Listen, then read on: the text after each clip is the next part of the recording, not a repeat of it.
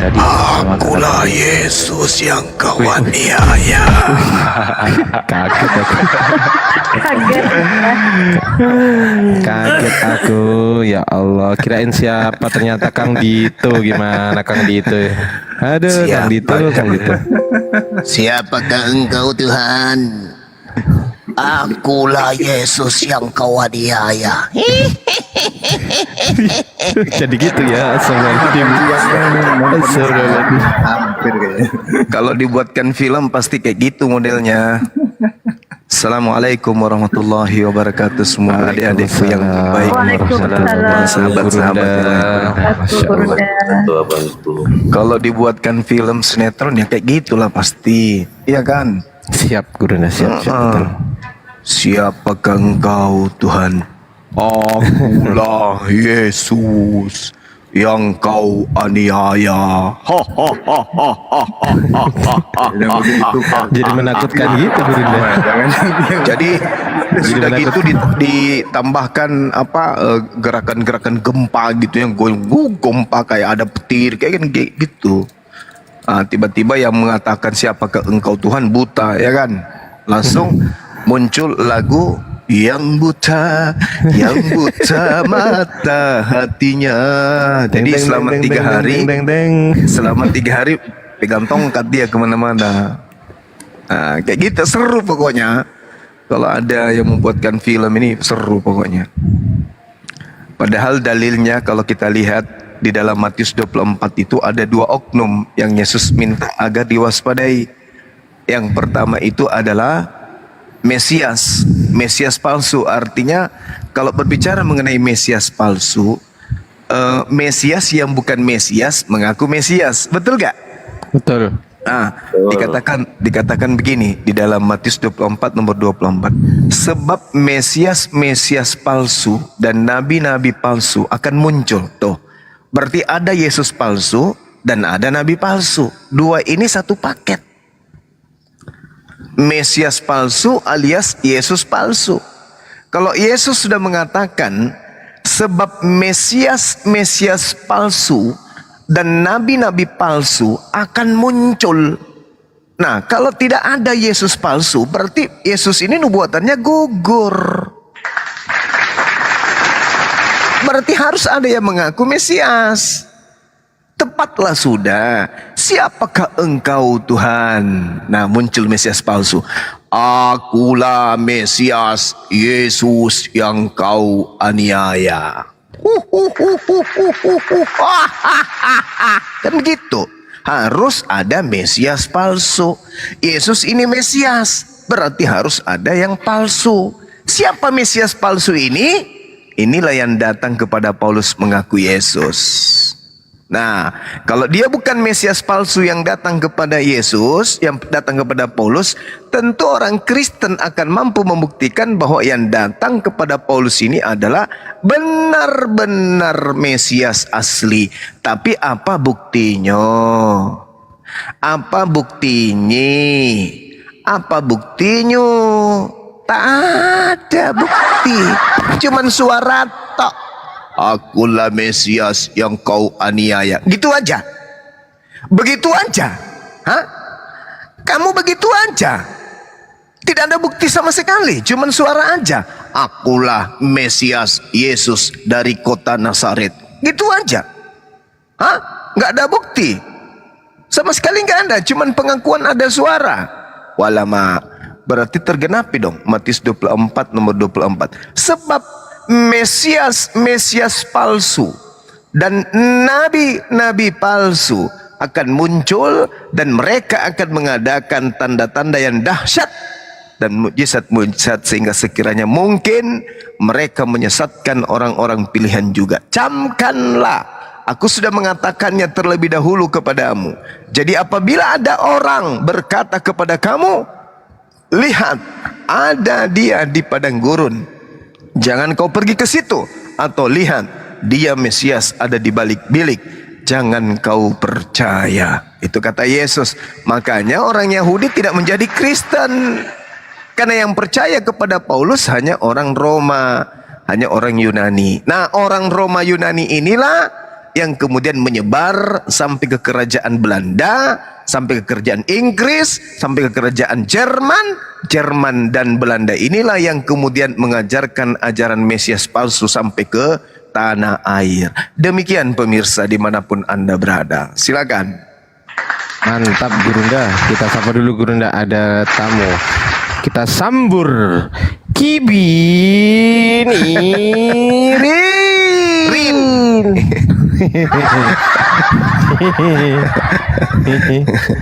Silakan Kibinirin. Saya sangat setuju dengan si Jumat tadi ya. Saya setuju sekali. Karena butuh saksi tuh. Untuk menyatakan sesuatu, kita perlu saksi. Sekarang saya begini. Siapa sih yang menjadi saksi? Nabi Muhammad menerima wahyu di Gua Hira. Coba Nggak ada nyambungnya, nggak ada nyambungnya ke situ. Karena baginda Rasulullah Muhammad Sallallahu Alaihi Wasallam tidak pernah mengaku bertemu dengan Mesias. Enggak, beda. Yang disebut Yesus di sini yang mengaku Mesias. Nah, siapa yang pernah bertemu mengaku Mesias? Apakah Mesias yang datang kepada Paulus itu Mesias asli? Apakah Paulus ini nabi asli? Atau Mesiasnya palsu, kenabian Paulus juga palsu? Gitu loh masalahnya. Paulus itu, kalau Anda tanya ke Kristenan, Paulus itu bukan nabi, dia itu Ya, rasul. tidak mungkin dia bukan nabi. Kalau dia bukan nabi, berarti catatannya 13 buku itu dari mana dia dapatkan? Dia itu rasul. Yang menerima firman itu disebut nabi. Yang menerima wahyu itu disebut nabi. Apabila wahyu yang diterimanya itu diperintahkan untuk disampaikan kepada umatnya, barulah disebut rasul. Jadi level rasul itu lebih tinggi dari nabi. Lagi pula di dalam Kisah Pewarta 13 nomor 1, Paulus ini disebut nabi di Antioquia, begitu. Jadi jangan kemana-mana dulu. Mesias yang datang atau makhluk yang datang atau suara yang datang kepada Paulus itu suara siapa? Itu dulu kamu habiskan. Gak usah lari kemana-mana. Silakan. Enggak lari. Di Ya situ udah. kan dijelaskan di dalam ayat itu. Suaranya ya suara Yesus. Udah Iya, jelas. dari mana Anda tahu kalau itu suara Yesus? Itu kan ada tertulis di situ. Iya, saya ngerti. Yang menulisnya itu Ya kan udah. asistennya Paulus yang menulis. Maka kita buktikan dulu, buktikan bahwa itu betul suara Yesus. Bagaimana cara membuktikannya? Sementara Yesus mengatakan jangan kau percaya. Ayo. Yang di situ tertulis suara siapa tuh? Di situ Suara Yesus, kan? Udah, suara itu mengaku akulah Yesus manusia dari Ya Nazaret. udah, berarti siapa? Itu Yesus, udah jelas. kan? Dari mana Anda bisa Kok Anda tahu tanya bahwa lagi? suara yang mengaku Yesus itu adalah Yesus? Ya dari ayat itu kan dijelaskan aku Yesus, katanya udah Yesus itu. Setan bisa ndak mengaku akulah Yesus yang kau aniaya? Boleh Nggak nggak? pernah saya dengar setan mengaku Yesus. Jangankan mengaku Yesus, mencoba Yesus aja setan bisa. Mencobai sama mengaku dirinya Yesus berbeda atau sama? Lebih rendah mengaku Anda Yesus, dengar, membuat teknik lebih orang rendah lagi. mengaku Yesus daripada mencobai Yesus. Yesus diangkat, digendong, ditenteng, didenge, disompo, ya, naik ke di atas bumbungan bait suci bisa. Apalagi iblis ngaku-ngaku Yesus. Di mana tertulis itu? Ditenteng, digopong, di mana tertulis? Kita Lalu ini bagaimana bicara maunya gini, bagaimana cuma. caranya Bicara itu iblis berdasarkan membawa Yesus? dalil, di mana? Di dalam Itu tidak Matius ada 1. diterangkan. Saya nggak mau berbicara Matius mengenai 4 nomor 1. diterangkan di dalam Alkitab. Bagaimana caranya iblis Saya membawa malas Yesus? berbicara mengenai yang Digendong. tidak diterangkan di dalam Pakai Alkitab gerobak. gitu loh. Pakai gerobak. Tidak diterangkan. Tidak Atau diterangkan gimana? di situ. Atau Tidak diikat ditulis. hidungnya tali, habis itu ditarik. Ya, itu udah berasumsi namanya. Saya malas berasumsi loh. Sudah sekian lamanya kau berdiskusi komal muslim. Kau buka-buka Bible-mu bolak-balik, tapi kau Atau dia dijewer kupingnya. Dijewer kupingnya sama iblis. Nah, ikut. Baik Gini, Pak, gini, baik gini, Pak gini, gitu. Gini, bro. Artinya berdiskusi itu maunya yang tertulis dong. Jangan yang Oke. asumsi Anda utarakan. Oke, baik. Itu nggak masuk. loh. Oke. Apakah tertulis semua prosesi ibadahmu? Ibadah minggu ada tertulis? Ada? Oh, tidak. Jadi nggak usah kamu Iya. mengatakan tidak tertulis kayak gitu. Nah sekarang pertanyaan saya, bagaimana cara iblis membawa Yesus ke bumbungan bait suci? Tidak tertulis. Tidak Apa yang mau saya tertulis. katakan, itu Yang tidak pasti tertulis. dibawa kan? Berarti tafsiran bisa aja muncul dari manapun, iya kan? Bebas kan kita mentafsirkan. Apalagi Bible Anda itu kan tidak bersanad. Hah? Jadi bebas Oh, kita tidak bersanad. mentafsirkan. Nah, iya nggak bersanad. Mana sanadnya kitab kamu itu mana ada? Nah sekarang permasalahannya, siapa makhluk yang datang kepada Paulus mengaku Mesias itu? Itu siapa? Di situ tertulis siapa? Udah jelas, Anda tanyakan Ya, lagi. Mesias Kan palsu itu mengaku Yesus.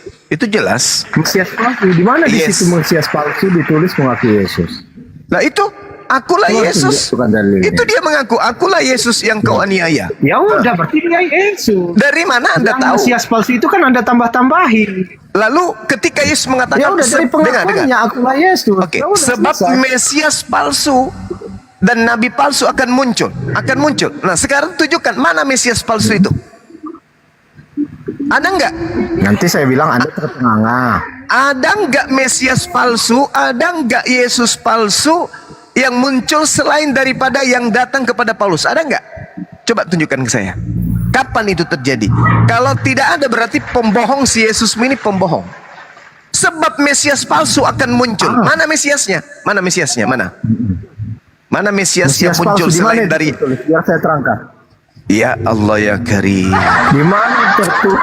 Ya Allah ya Palsu akan Karim. datang. Ini orang Kristen Yang saya katanya tahu itu dipenuhi bukan Roh Mesias palsu. Kudus. Orang-orang Kristen ini katanya dipenuhi Tuhan dalam terus tubuhnya. Tapi nggak paham Bibelnya sendiri gimana? Yesus Jadi Anda yang paham mengaku, gitu. Yesus mengatakan Mesias palsu akan datang, akan muncul. Artinya ada orang atau makhluk mengaku Yesus akan muncul. Nah, kalau makhluk yang datang kepada Paulus itu bukan Mesias palsunya, lalu mana Mesias palsu yang muncul ngaku Yesus itu mana? Mana? Dalam Alkitab, Mana? Maksudnya kayak mana? Yesus mengatakan sebab Mesias palsu akan muncul. Artinya Yesus palsu akan muncul. Nah, satu orang yang pernah didatangi Mesias palsu, Mesias adalah Paulus. Akulah Yesus yang kau aniaya. Nah, itu ada Mesias muncul di situ. Sekarang pertanyaannya, kalau itu Mesias asli alias Yesus asli yang datang kepada Paulus, lalu Mesias palsunya datang kepada siapa? Jawab. Berarti gini Bung, kita harus bahas dulu ciri-ciri Mesias palsu itu kayak mana. Baru kita bisa tentukan yang mana Mesias palsu. Terlalu ribet. Yesus Kok terlalu mengatakan Mesias palsu. Tunggu. Yesus mengatakan Mesias palsu akan muncul. Betul atau tidak? Betul. Oke. Sekarang mana Mesias palsu yang muncul itu? Mana Yesus palsu yang muncul itu? Mana? Berarti kita bahas dulu. Makanya kita bisa menentukan itu Mesias dia. palsu atau Nabi palsu. Mana Mesias palsu yang muncul setelah Yesus? Mana? Mana Iya, biar kita Yesus lihat palsu? ciri-cirinya. Mana Yesus palsu yang muncul setelah Oh, kejadian itu? Mana? Mesias Oke, palsu. saya terangkan Mesias, sabar. Mesias muncul hanya 2 kali. Menurut Lukas, muncul kepada Ananias dan muncul kepada Paulus. Kalau itu asli, Mesias palsunya mana? Muncul di mana lagi? Jawab. Kalau Oke, tidak ada berarti kita bahas Yesus ini dulu. pembohong. Ya, saya terangkan dulu ciri-ciri Mesias palsu. Silakan. Baru nanti saya arahkan kemana Mesias palsu itu. Oke. Silakan. Jadi Mesias silakan. palsu itu menyesatkan. Tunggu dulu. Jadi Mesias palsu itu. Tunggu dulu. Mesias itu apa? Ya. Supaya Anda tahu. Juru selamat. Hah? Hah? Juru selamat. Jangan Anda larikan kemana-mana. Mesias itu apa? Orang yang diurapi. Siapa yang menjadi Mesias? Yang ditunggu-tunggu itu Yesus. Berarti Mesias palsu adalah Yesus palsu. Jangan kau kemana-mana. Jangan kau lari kemana-mana. Mesias palsu artinya Yesus palsu. Orang yang diurapi. Kalau berbicara mengenai orang yang diurapi, itu hanya internal Yahudi. Di luar internal Yahudi tidak ada orang diurapi. Oke? Nah, atau di dalam Kristen. Nah, sekarang permasalahannya, ketika berbicara mengenai Mesias palsu, berarti bercerita tentang Yesus palsu. Jangan kau melebar kemana-mana. Saya nggak melebar. Gini. Nah, oke, Lihat silakan. ya, dengar ya. Kata Silakan. Mesias berasal dari bahasa Mosia. Ibrani, ya, yang artinya yang diurapi, Yang diurapi. Oke, yang diurapi oleh Tuhan. Oke. Oke. Berarti yang diurapi kan berarti. Jadi tidak setiap nabi tidak setiap nabi dikatakan Mesias. Oke.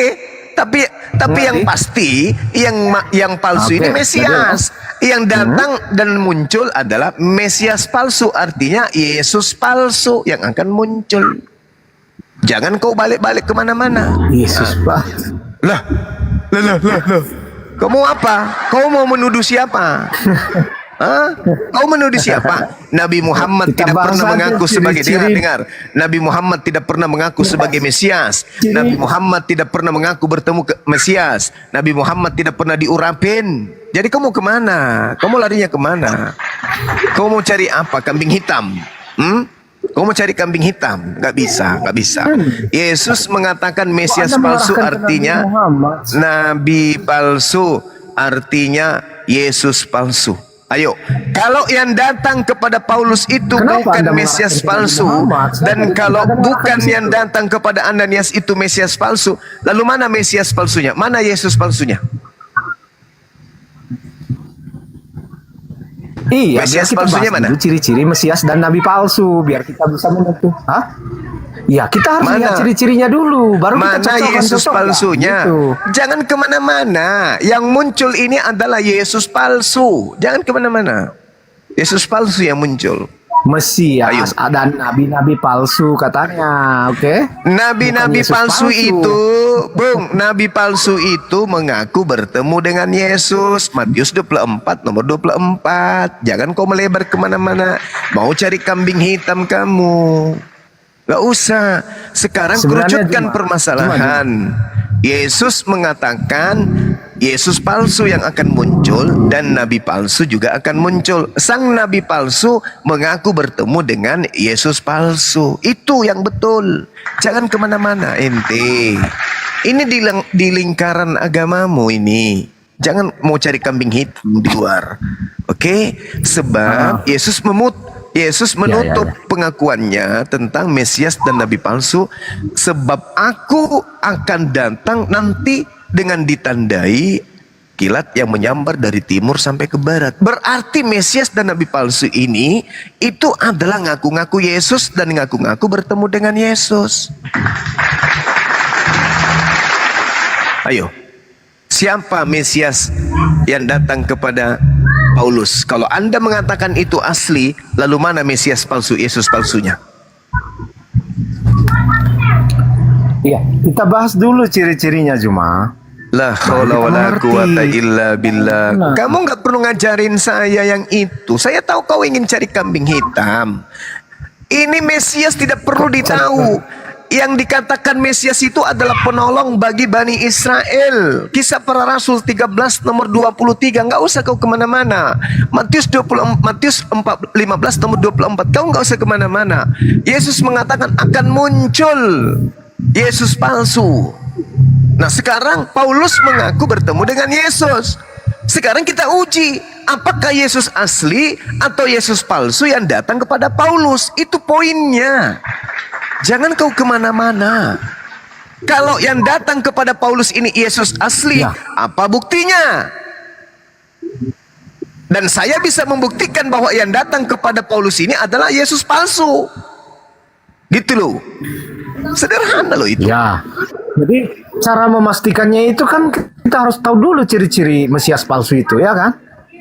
Bukan ke sana poinnya. Saya sudah jadi kasih bagaimana gambaran kita sama. menentukan itu? Saya sudah Iya, kasih bagaimana gambaran kita kepadamu, menentukan Bung. itu Mesias palsu Saya atau sudah bukan? kasih gambaran kepadamu. Paulus sudah bertemu dengan Yesus. Sekarang kita tinggal uji. Apakah yang datang kepada Paulus ini adalah Yesus asli, atau yang datang kepada Paulus ini adalah Yesus palsu? Itu aja. Ngapain kok ciri-ciri apa pula? Sudah ada oknum yang mengaku bertemu dengan Yesus. Tinggal kita uji apakah yang datang itu Yesus asli atau Yesus palsu.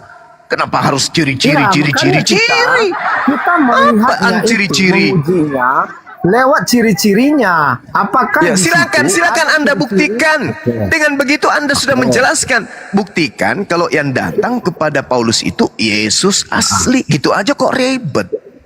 Oke. Jadi Silakan. saya akan membahas satu-satu ciri-ciri Mesias palsu itu. Yang pertama itu kalau saya lihat itu menyesatkan. Kenapa menyesatkan?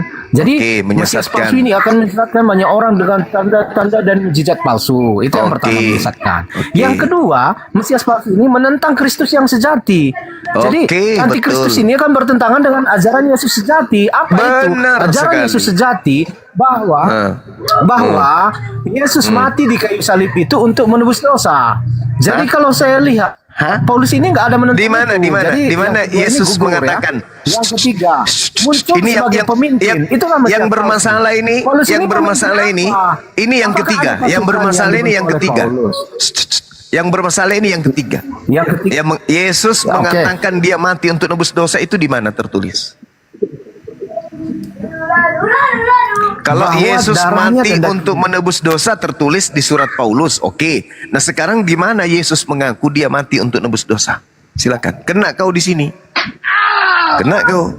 Berarti Nah, sesuai ya bahwa Paulus menyatakan Yesus mati untuk menebus dosa. Ya, Ya, di mana kan? Yesus mengaku bahwa aku mati untuk nebus dosa, di mana? Kena kau kan? Mau melilit lidah kemana-mana. Mana dalilnya Yesus mengaku? Mana dalilnya Yesus mengaku mati untuk menebus dosa? Mana? Kena Oke, kau kan? sebentar saya buka. Ginjal dan Enggak. empeduhmu itu meledak kan? Kau mutar-mutar ingin menyelamatkan Paulus, tidak bisa. Yang datang kepada Paulus itu adalah Yesus palsu. Ayo. Mampus sudah kau kan? Mana? Tunjukkan. Oke. tunjukkan. Saya- Di mana? Di mana? Enggak. Saya bukakan dalilnya ya. Ya, silakan. Sebentar, sebentar. Memang cantik kok, cantik. Sabar ya, sebentar. Silakan. Mana? Itu ada Di mana? Sebentar. Yohanes Di 1 nomor 29. 26 ayat 27 sampai 28. Oke, baik, kita lihat. Memang cantik kok, cantik. Na.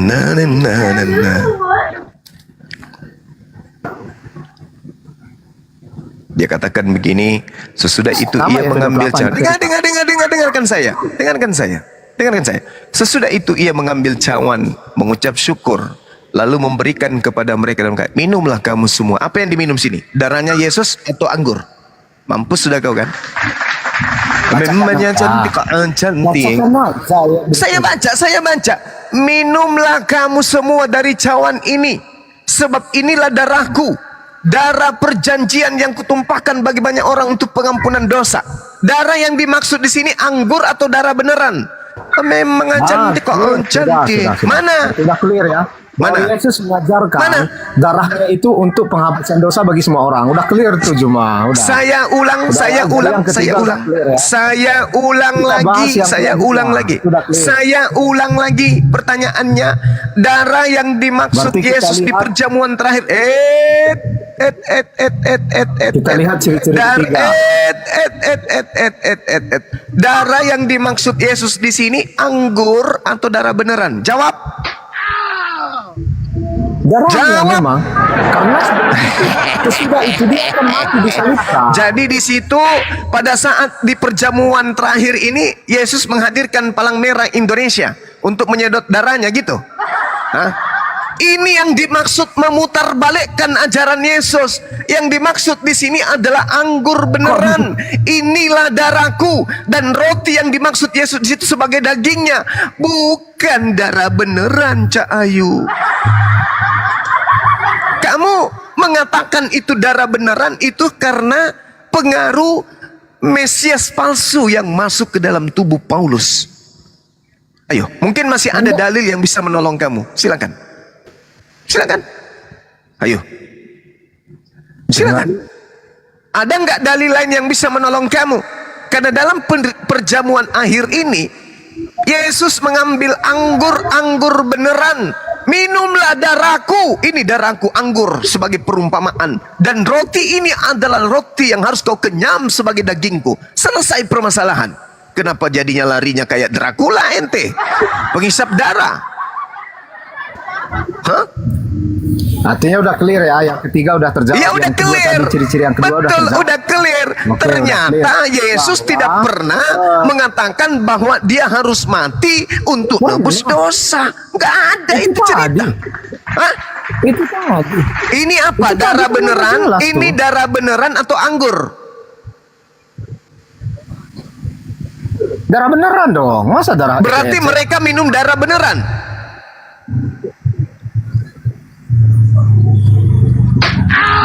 Maksud Anda gimana nih? Anda nggak mengerti ya apa ya gitu.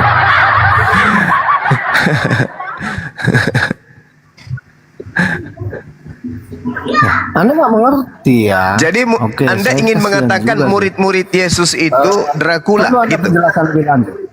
Jangan dulu lari kemana-mana. Anda ingin Di mengatakan mana murid itu? Yesus itu Dracula. Nah, di mana Mereka di situ menghisap tertulis darah Dracula? Yesus itu Coba melalui lihat. mana? Di mana tertulis? Melalui leher kiri apa leher kanan? Ketika dia disalibkan di kayu salib. Nggak ada nyambungnya.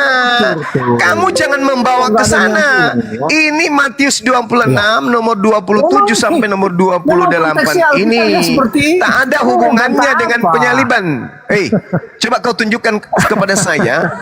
Coba kau tunjukkan kepada saya. Di Matius 26 ini ada nyambungnya dengan penyaliban. Jangan Silakan. mempermalukan diri Anda. Kamu yang Hanya mempermalukan melihat, siapapun dirimu. mengerti. Yesus mengatakan, minumlah kamu semua dari cawan ini, sebab inilah darahku, darah perjanjian Ya, yang kutumpahkan darah siapa bagi itu? banyak orang yang Stop, stop, pengampunan darah dosa. siapa itu? Di situ Yesus Ya, darah memberikan siapa? darahnya atau memberikan anggur. Ya, di situ tertulis memberikan darah siapa? Saya tanya samamu, Yesus di situ memberikan anggur atau memberikan Saya darah bacakan beneran? lagi ya. Saya bacakan lagi. Saya bacakan ya, biar kita Ya, clear. silakan. Iya, silakan. Anda kan pengen sesuatu yang tertulis. Kan? Silakan. Saya baca dari ayat 28 aja. Ya, silakan aja. Mau Sebab baca inilah sampai semuanya darah. pun tidak apa-apa. Darah Silakan. Mana suaramu? yang di Nah, Halo, dengar ya. iya, saya Sebab dengar. saya inilah darahku. Darah siapa? Darah Yesus. Darah Iya, perjanjian darah yang baru dimaksud di situ dicurahkan darah kepada beneran orang atau sebagai anggur? penghapusan dosa. Darah Ya, di yang sini dimaksud di tertulis kan kata situ. Yesus darahku. Yesus kan nggak Iya, mungkin terus berdusta. yang dikasih Udah Yesus jelas. di situ darah beneran atau anggur? Ya, darah Yesus memang tertumpah di kayu salib untuk Ya. menebus dosa. Jadi sesuai ya apa yang Paulus katakan. Allahu kata Akbar. Yesus sejalan. Baca dalilnya. Baca Yang ketiga, dalilnya. kita bahas yang ketiga cuma itu kan sesuai. Kebinirin. Yang ketiga, ciri-ciri kebinirin. Nabi atau Mesias palsu. Kebinirin. Muncul sebagai pemimpin. Kebinirin. Muncul Kalau kamu sebagai tidak mau pemimpin. jujur, saya minta host turunkan. Kalau kau nggak mau jujur. Ya, nggak apa-apa. Di sini- Kalau yang turun saya Ya sudah kamu jujur. turun daripada kamu menipu dirimu sendiri. Nah, gitu lebih bagus. Di data nomor 29-nya dikatakan, akan tetapi aku berkata kepadamu, mulai sekarang aku tidak akan minum lagi hasil pokok anggur ini sampai pada hari aku meminumnya, yaitu pada yang baru bersama-sama kamu di kerajaan Bapa. Di sini Yesus membuktikan bahwa yang diminum itu adalah air dari hasil pokok anggur, kampret. Gak ada orang Islam yang bisa kau tipu, Fred. Ini Yesus meminum pokok anggur, minum anggur dari hasil pokok anggur. Jadi tak ada orang Islam yang bisa kau tipu. Nah, jadi Mesias palsu yang dimaksud Yesus adalah yang datang kepada Paulus. Itulah Mesias palsu. Akulah Yesus, Mesias dari kota Nazaret yang kau aniaya. Kuak, kuak, kuak, kuak, kuak, kuak, kuak. Ya, ketawanya kayak burung gagak. Karena pada saat itu musim kemarau, maka ketawanya kayak burung gagak. Nah, itu kan mirip kan? Mau nipu, nggak bisa kamu nipu. Pokoknya sekarang zaman internet, pendeta semua sudah cenat-cenut. Bahaya ini Bang Suma, bahaya ini, perpuluhan bisa kosong ini, bahaya ini. Bang Suma sudah masuk ke jantung pertahanan Kristen, bahaya ini. Gimana caranya menghentikan Bang Suma ini? Wak, wak, wak, wak, wak, wak, wak, wak, wak. Ayo, silakan. Kristen penghujat naik, buktikan bahwa yang datang kepada Paulus itu adalah Yesus asli. Ayo. Ayo. Bisa-bisanya Yesus dan muridnya dikasihnya minum darah beneran. Bah, parah kali lah. Sejak kapan Yesus jadi Dracula? Hah? Vampir, isap darah. Ini benar-benar iblis yang bertengger di dalam diri kalian, jelas-jelas mengajak kalian kepada kegilaan. Inilah yang Al-Quran kemudian sampaikan kepada kami umat Islam. Iyad'una min dunihi illa inatha wa iyad'una illa syaitanan marida. Yang mereka sembah selain Allah itu hanyalah inasan, berhala, dan mereka tidak lain hanyalah menyembah setan yang durhaka. Dan di ayat lain kemudian Allah menerangkan kenapa kalian percaya kepada setan yang datang kemudian kepada pimpinan kalian itu. Karena Al-Quran mengatakan ya'iduhum wa yumannihim wa ma ya'iduhumus syaitana illa gurura. Setan itulah yang memberikan janji-janji kepada kalian, dan setan itulah yang membangkitkan angan-angan kosong kepada kalian. Padahal setan itu hanya menjanjikan tipuan belaka kepada kalian. Itu Al-Quran katakan. Itu yang Al-Quran uraikan. Makanya kami hadir di sini untuk menyelamatkan kalian dari cengkeraman setan yang datang kepada pembimbing kalian. Apa pembuktiannya? Al-Quran menarasikan wa idza husyiran nasu kanu lahum a'da wa kanu bi'ibadatihim kafirin. Dan apabila manusia dikumpulkan nanti pada hari kiamat, Yesus yang mereka sembah akan menjadi musuh bagi mereka, dan Yesus akan mengingkari pemujaan-pemujaan yang mereka lakukan kepada Yesus. Ini Al-Quran yang menguraikan. Dari mana Bang Suma tahu kalau itu adalah Yesus? Ya dari Bible. Di mana buktinya? Di dalam Matius 7:22-23. Banyak orang memanggil aku Tuhan, Tuhan. Bukankah kami bernubuat, bermukjizat, mengusir bom-bom dengan namamu? Tapi pada saat itulah aku akan berterus kepada mereka. Aku tidak mengenal kalian. Kenyahlah daripada aku. Kalian semua adalah pembuat kejahatan. Tuh, benar kan? Al-Quran mengatakan, wa iza husyiran nasu kanu lahum a'da wa kanu bi'ibadatihim kafirin. Ini Al-Quran mengatakan, dan terbukti di Bible. Kenapa otak kalian mati? Kenapa akal kalian mati? Karena itu tadi. Di dalam pengajaran Paulus mematikan akal manusia.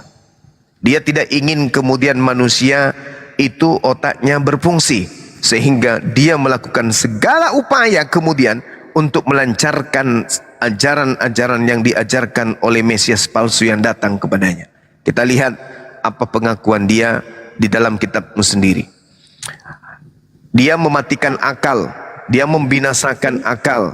Di dalam kitab Anda berbunyi di 1 Korintus 1 nomor 19. Sabar yang baru naik, sabar. Di situ dikatakan, karena tertulis aku akan menghilangkan kecerdasan orang-orang terpelajar, dan aku akan menghilangkan kemampuan berfikir cerdas, akan kulenyapkan. Itu tertulis di dalam 1 Korintus 1 nomor 19. Ini Paulus berbicara, tentu yang mempengaruhinya untuk berbicara itu adalah makhluk yang datang yang mengaku Yesus itu. Saya ulang, 1 Korintus 1 nomor 19.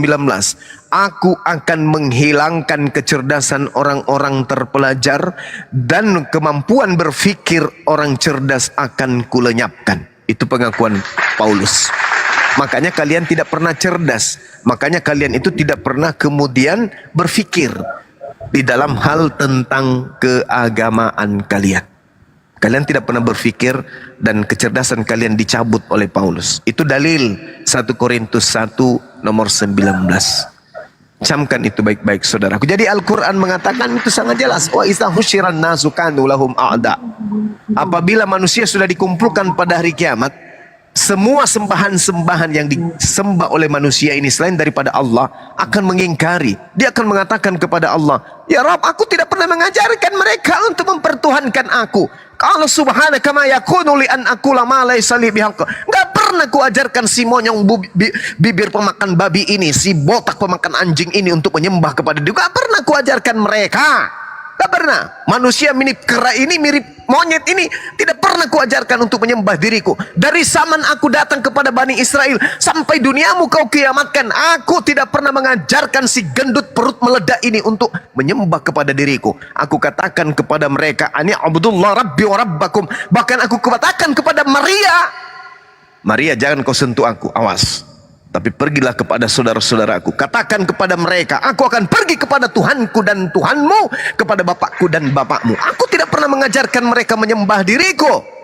Orang-orang yang matanya besar sebelah hidungnya, monyong, mulutnya bengkok dan seterusnya ini, sungguh mati ya Allah. Qala subhanaka ma yakunu li an aqula ma laysa li bihaqq. Bahkan aku berpesan dan ditulis oleh pengarang wartawan di dalam Yohanes 12 nomor 49, aku tidak berkata-kata dari diriku sendiri. Apa yang aku katakan adalah apa yang difirmankan oleh Bapa untuk aku katakan dan aku sampaikan. Dan firman yang aku terima itu adalah hidup yang kekal, sehingga aku mengatakan apa yang engkau perintahkan kepadaku. Yohanes 12 nomor 49 sampai nomor 50. Demikian. Jadi muncul pertanyaan, ini siapa yang datang-datang mengaku Yesus kepada Paulus ini? Siapa? Akulah Yesus yang kau aniaya. Benarkah itu Yesus? Kalau benar itu adalah Yesus, ayo mari kita buktikan. Dan saya akan buktikan bahwa yang datang kepada Paulus ini bukanlah Yesus, melainkan roh jahat yang ngaku-ngaku sebagai Yesus. Demikian.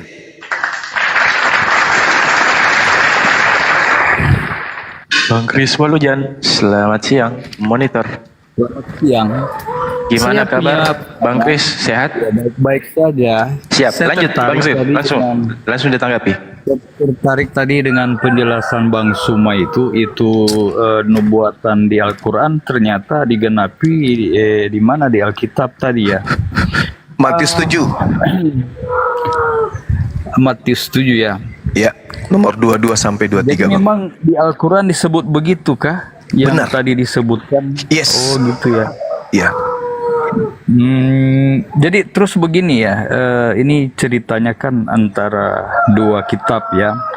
Ya sebenarnya masing-masing punya pemahaman yang berbeda ya. Orang Kristen mengartikan lain, tapi kok tiba-tiba itu nubuatan dari Al-Quran. Terus pertanyaan saya untuk Bang Suma ini yang di Wahyu 12 ayat 17 yang pernah saya baca itu dikatakan, maka marahlah naga itu kepada perempuan itu lalu pergi memerangi keturunannya yang lain yang memelihara hukum-hukum Allah dan memiliki kesaksian Yesus. Jadi dalam hal ini bagi saya hukum Allah dan kesaksian Yesus itu penting diperhatikan. Kalau manusia itu ingin selamat dari murka Allah, itu kan di kitab Wahyu. Kitab Wahyu berbicara tentang dekatnya hari kiamat dan dekatnya kedatangan Yesus yang kedua kali. Jadi oleh karena itu bagi saya penting juga untuk memperhatikan itu ya. Saya sih ini bukan Minggu, bukan Jumat, tapi saya pemelihara hari Sabat. Jadi saya melakukan hukum Allah dan memiliki kesaksian Yesus. Itu kalau dikatakan sering Bang Suma katakan Islam lah ajaran yang benar ya, yang menyempurnakan hukum Allah itu. Makanya di sini yang bingung saya, hukum Allah itu kan diserahkan kepada Musa. Nah, pemeliharaan hari Sabat Sabtu itu bukan Minggu, bukan Jumat. Sedangkan Tuhan yang memberikan katanya satu. Allahnya Adam, Allahnya Musa, Allahnya Nuh, Yakub dan nabi-nabi satu. Kok di Al-Quran itu Allahnya memberitahu harus sholat Jumat, padahal ingat dan kuduskan hari Sabat itu hari Sabtu. Itu hukum Allah kan? Gimana Pak Bang Suma itu dengan hukum Allah dan kesaksian Yesus itu? Oke, baik. Terima kasih ya. Saudara Chris, kalau Iya. saya bertanya tentang kesaksian Yesus kepada saudara, bisakah Anda membantu saya menunjukkan kepada saya kesaksian Yesus? Dia bersaksi tentang dirinya bahwa dia ini siapa? Aku Yesus bersaksi, aku adalah ini dulu. Karena Anda membawa kesaksian, bukan? Kalau Nabi Muhammad bersaksi dia adalah Nabi wa Rasulullah.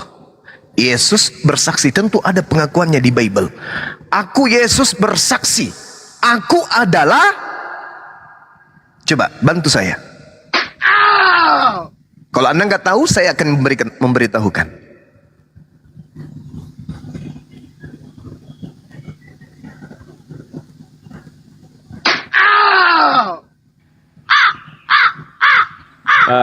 Iman dari Yesus kan dia katakan, jangan kamu menyangka aku datang untuk meniadakan hukum Taurat dan kitab para nabi. Berarti hukum Allah itu kekal. Nah itu firman dari Yesus juga. Bagaimana dengan hukum Allah yang ada selisih sedikit, perbedaan sedikit tentang hari beribadah itu? Sedangkan Yesus mengekalkan itu, menetapkan itu. Oke, Itu kan sabar saudaraku. Ini Ya. saya akan ulas tuntas itu dari A sampai Z. Siapkan waktu Anda, akan saya tuntaskan. Saya cuman ingin yang poin utama aja dulu. Yesus bersaksi tentang dirinya. Ada pengakuannya di Bible. Aku adalah titik-titik. Aku bersaksi. Aku adalah titik-titik. Aku bersaksi, ada pengakuannya, kesaksianku. Kalau Anda tidak tahu dalilnya, nanti saya bantu. Iya, di ayat mana saya lupa. Oke, Saya tahu, baik, tapi nggak ingat. baik, Ya, ya, baik, baca. baik, baik. Saya minta yang lain dengarkan baik-baik. Di dalam Yohanes 5 nomor 36 ada kesaksianku. Nih Yesus yang bicara nih. Ada Ya. kesaksianku yang lebih penting dari kesaksian Yohanes Pembaptis. Yohanes Pembaptis ini kan yang memberi jalan. Iya. Bahwa semua pekerjaan, semua mukjizat, semua tanda-tanda, semua kekuatan yang diberikan oleh Bapa, kekuatan tanda-tanda itulah yang aku lakukan sekarang. Pekerjaan itulah yang aku lakukan sekarang. Dan pekerjaan-pekerjaan itu pun bersaksi tentang aku, bahwa Bapa yang telah mengutus aku. Berarti Yesus mempersaksikan dirinya sebagai apa? Sebagai Bapa atau sebagai utusan Bapa? Sebagai utusan. Iya, saya amin. Sebagai utusan Bapa. Iya. Oke, itu finalnya di situ ya. Dia mengaku sebagai utusan Bapa. Nah, sekarang masuk kepada intinya. Ketika saudara mengatakan bukan Minggu, bukan Jumat, perintah untuk menjaga Sabat ini, dalilnya itu ada dalam Keluaran 31 nomor 14. Ini hak kepunyaan untuk seluruh manusia kah? Atau itu hanya untuk Israel? Silakan. Terus Sabat itu diadakan untuk manusia, bukan untuk Israel saja. Coba tunjukkan dalilnya, Bang. Silakan. Ada. Saya Iya. tidak pegang Alkitab, kebetulan saya di Soto Saya Rumah bacakan ini. kalau begitu ya. Saya baca. Ada. Iya, ingat Akulah ya. Tuhan atas Oke, Sabat. ingat. Ketika berbicara mengenai Israel atau Bani Yakub, itu kita tidak sedang berbicara mengenai hewan. Kita berbicara tentang manusia. Nah, sekarang patokan daripada hukum Taurat itu di Keluaran 31 kemudian diterangkan bahwasanya Tuhan memberikan hukum ini untuk dijaga dengan baik kepada Bani Israel. Tuhan mengatakan begini, berfirmanlah Tuhan kepada Musa. Tuhan berfirman kepada Musa, katakanlah kepada orang Israel. Tidak dikatakan, katakanlah kepada seluruh umat manusia. Katakanlah kepada manusia Israel, demikian akan tetapi hari Sabatku harus kamu pelihara, sebab itulah peringatan antara aku dan kamu turun-temurun, sehingga kamu mengetahui bahwa akulah Tuhan yang menguduskan kamu. Haruslah kamu pelihara hari Sabat, sebab itulah hari kudus bagimu. Siapa yang melanggar kekudusan hari Sabat itu, pastilah ia dihukum mati. Sebab setiap orang yang melakukan pekerjaan pada hari itu, orang itu harus dilenyapkan di antara bangsanya. Ini yang dimaksud adalah bangsa Israel. Itu betul Bang. Betul. Nah, mana Di dalilnya bahwa perjanjian baru, mana ada di dalilnya? perjanjian baru. Oh, Ada, Pak. itu bukan urusan saya itu kalau perjanjian baru. Ini yang saya bahas tentang Sabat. Iya, tapi di perjanjian baru kan Yesus katakan Sabat diadakan untuk manusia. Akulah Tuhan Manusia atas yang dimaksud di sini Bani Israel. Ini juga manusia nih Bang. Haruslah kamu dengar. Siapa yang melanggar kekudusan hari Sabat itu, pastilah ia dihukum mati. Sebab setiap manusia yang melakukan pekerjaan pada hari itu, manusia itu harus dilenyapkan dari antara bangsanya. Tetapi yang dimaksud di sini hanya manusia Israel. Yesus mengaku Matius 15:24, aku diutus hanya kepada domba-domba yang sesat dari umat Israel. Umat Israel itu manusia. Jangan ketika ada yang mengatakan setiap manusia, wah tiba-tiba Anda lewat naik sepeda, weng. Setiap manusia, aku juga dong. Oh, tunggu dulu. Itu manusia yang dimaksud adalah Bani Israel saja. Ya, tapi kan, sebenarnya begitu untuk Bani Israel Yesus diutus, tetapi karena mereka menolak dia, akhirnya dibuka kesempatan untuk orang-orang di luar Israel. Kan ada di Kisah Para Rasul itu nubuat tentang di kitab Yesaya itu yang menyebut bahwa akan diselamatkan itu sisa-sisa dari Bani Israel. Tetapi Paulus menulis bahwa itu juga karena mereka telah menyangkal. Paulus mengingat nubuatan itu sehingga kepada bangsa-bangsa lain juga turut diberitakan itu nggak tentang bisa. siapa itu Yesus. Ada Pak, ada. Gak bisa. Ada. Iya, kalau diberitakan ke bangsa lain tentang Yesus, diberitakan bahwa ada orang bernama Yesus datang sebagai nabi untuk Bani Israel. Itu betul. Harus diajarkan. Semua harus diajarkan. Woi manusia, ketahuilah oleh kalian, pencipta alam semesta telah mengutus seorang nabi bernama Yesus untuk Bani Israel. Udah selesai, itu aja. Tetapi dia hanya untuk Bani Israel. Coba Anda lihat Ulangan 33 nomor 4. Apa yang dikatakan di sana? Hukum Taurat adalah hukum hak milik kepunyaan Bani Yakub. Ente, saya bukan Bani Yakub. Kalau kita masuk ke sana berarti kita nyusup, berarti kita adalah serigala yang nyamar-nyamar seperti domba. Terkait dengan hukum Sabat, saya bacakan ayatnya dalam Al-Quran. Bismillahirrahmanirrahim. Wa musaddiqan lima baina yadayhi minat Torah wa liuhilla lakum ba'dal latina hurrima alaikum wa ji'tukum bi ayatin min rabbikum fattaqullaha wa ati'un. Nabi Isa mengatakan terkait dengan hukum Taurat, aku datang membenarkan itu, tetapi aku menghalalkan sebagian yang telah diharamkan oleh Tuhan kepadamu dalam Taurat. Jadi Isa alaihissalam datang kepada Bani Israel untuk menghalalkan sebagian yang pernah diharamkan Tuhan melalui hukum Nabi Musa. Anda percaya itu? Tapi bicara haram itu bukan hari Sabatnya kan? Hari Sabatnya Bang. Anda mau bukti? Anda mau bukti? Masa Sabat diharamkan? Diharamkan melakukan perbuatan di hari Sabat apapun itu, bahkan Tuhan mengancam membunuh. Kalau bekerja hari Sabat itu yang diharamkan, tapi tidak merubah perbaktian hari Sabat dari hari Sabtu ke hari yang lain. Jadi yang diharamkan itu yang iya betul. Bukan hari Sabat yang diharamkan. Yang diharamkan adalah melakukan perbuatan di hari Sabat itu haram. Betul? Iya. Oke. Mau ndak Anda saya buktikan bahwa apa yang dikatakan Al-Quran wa musaddiqan lima baina yadayhi mit Torah wa liuhilla lakum ba'dal ladzi hurrima alaikum. Mau ndak aku buktikan bahwa Yesus menghalalkan perbuatan di hari Sabat? Mau? Ya. Mau Bang? Gimana? Gimana? Al-Quran mengatakan Nabi Isa datang di tengah-tengah Bani Israel menghalalkan melakukan perbuatan pekerjaan di hari Sabat. Mau?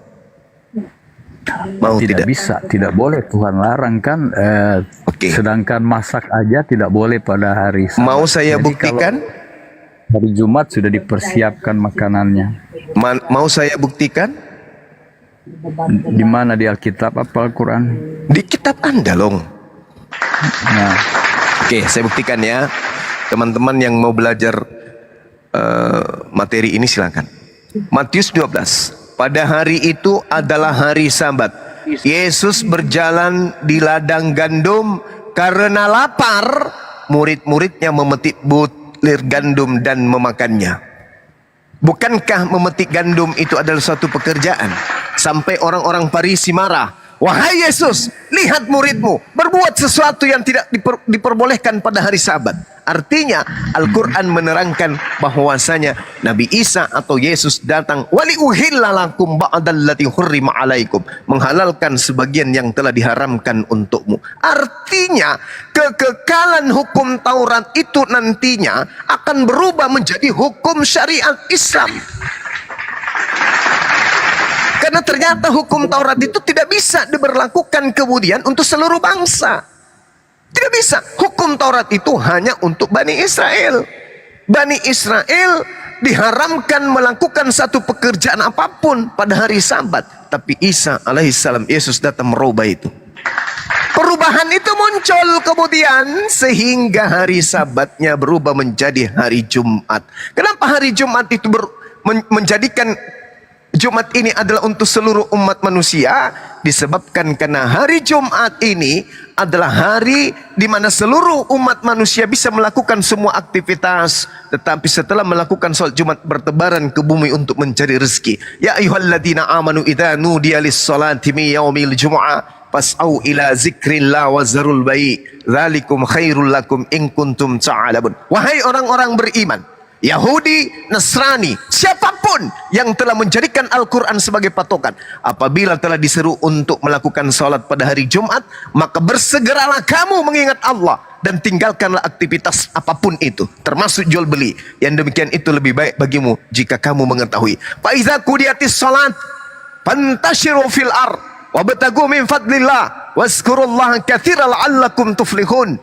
Dan apabila salat telah dilaksanakan, kamu sudah melakukan salat Jumat, maka selanjutnya kata Allah, bertebaranlah kalian di atas muka bumi, carilah rezeki, carilah karunia Allah, dan ingatlah Allah banyak-banyak agar kamu beruntung. Ini hukum yang untuk global, yang tadi itu cuman untuk Bani Israel. Makanya kalau Anda bukan Bani Israel masuk ke sana, Anda kesiangan. Kenapa? Karena hukum itu sudah dirubah, udah ditinggalkan. Sekarang adalah hukum yang berlaku adalah hukum Jumat. Ya, karena orang-orang Yahudi, orang-orang Nasrani diajak untuk ikut kepada hari Jumat. Sementara Anda justru kembali kepada hukum yang sudah dirubah oleh Yesus. Yesus merubahnya sesuai dengan Al-Quran. Wa uhillalakum, aku telah menghalalkan bagi kalian sebagian yang telah diharamkan untukmu. Buktinya Matius 12, Yesus dan muridnya memetik gandum pada hari Sabtu. Subhanallah. Kebenaran apa lagi yang akan Anda dustakan, saudara? saya tidak mendustakan, itu kebenaran. Memang benar mereka Betul. itu memetik gandum. Jadi sambil lewat ya karena lapar, mereka memetik, tapi itu bukan dalam rangka panen, Pak. Mereka hanya memetik sekedar untuk dicicipi ya, bukan dalam berarti rangka bisa. panen. Berarti menurut Taurat Bukan, bisa. tapi Bisa berbeda memetik kalau gandum kita gitu. akan bekerja seperti saya misalnya pada hari Sabat ya, saya Ah, itu lewat di suatu tafsir. tempat, ya. Itu Ya, tafsir. tapi itu juga kan mereka bukan kerja, mereka Itu hanya lewat tafsir. dan mengambilnya. Itu Kalau tafsir. mereka bekerja itu panen, Pak. Gitu. Itu tafsir karena Yesus Dan, tidak mengatakan itu. Kalau Yesus kalau justru Rasul Paulus di data Matius 12 itu justru Yesus melakukan pembenaran. Tidak seperti yang Anda tafsirkan. Yesus melakukan itu bukan pembenaran. berubah. Sekalipun Ini mereka orang-orang tidak lagi berubah. memetik gandum. Ini melanggar hukum Taurat, makanya ditegur. Orang Farisi menegur Yesus. Dan Yesus tidak mengatakan, oh ini tidak bekerja, ini hanya memetik doang. Yesus tidak mengatakan itu. Yesus melakukan pembenaran. Tapi dengan itu tidak memindahkan juga Sabtu ke Jumat itu tidak ada. Bagaimana itu bisa perintah Anda begitu di situ. bagaimana Anda bisa mengatakan seperti itu sementara Al-Qur'an saya menarasikan dengan sangat jelas bahwasanya ahli kitab diseru untuk mengikuti Al-Qur'an menuju kepada keselamatan. Jadi di Al-Qur'anmu mengatakan demikian, tapi dengan peristiwa itu kan tidak disebutkan berpindah ke hari Jumat, tidak. Nah, sekarang begini. Dan- Sekarang begini, Yesus mengatakan masih banyak hal yang ingin aku ajarkan kepadamu, tapi kamu belum sanggup untuk menanggungnya. Apa pekerjaan-pekerjaan itu? Apa yang belum sanggup ditanggung oleh orang Yahudi pada masa itu? Kan masih banyak ajaran yang belum diajarkan.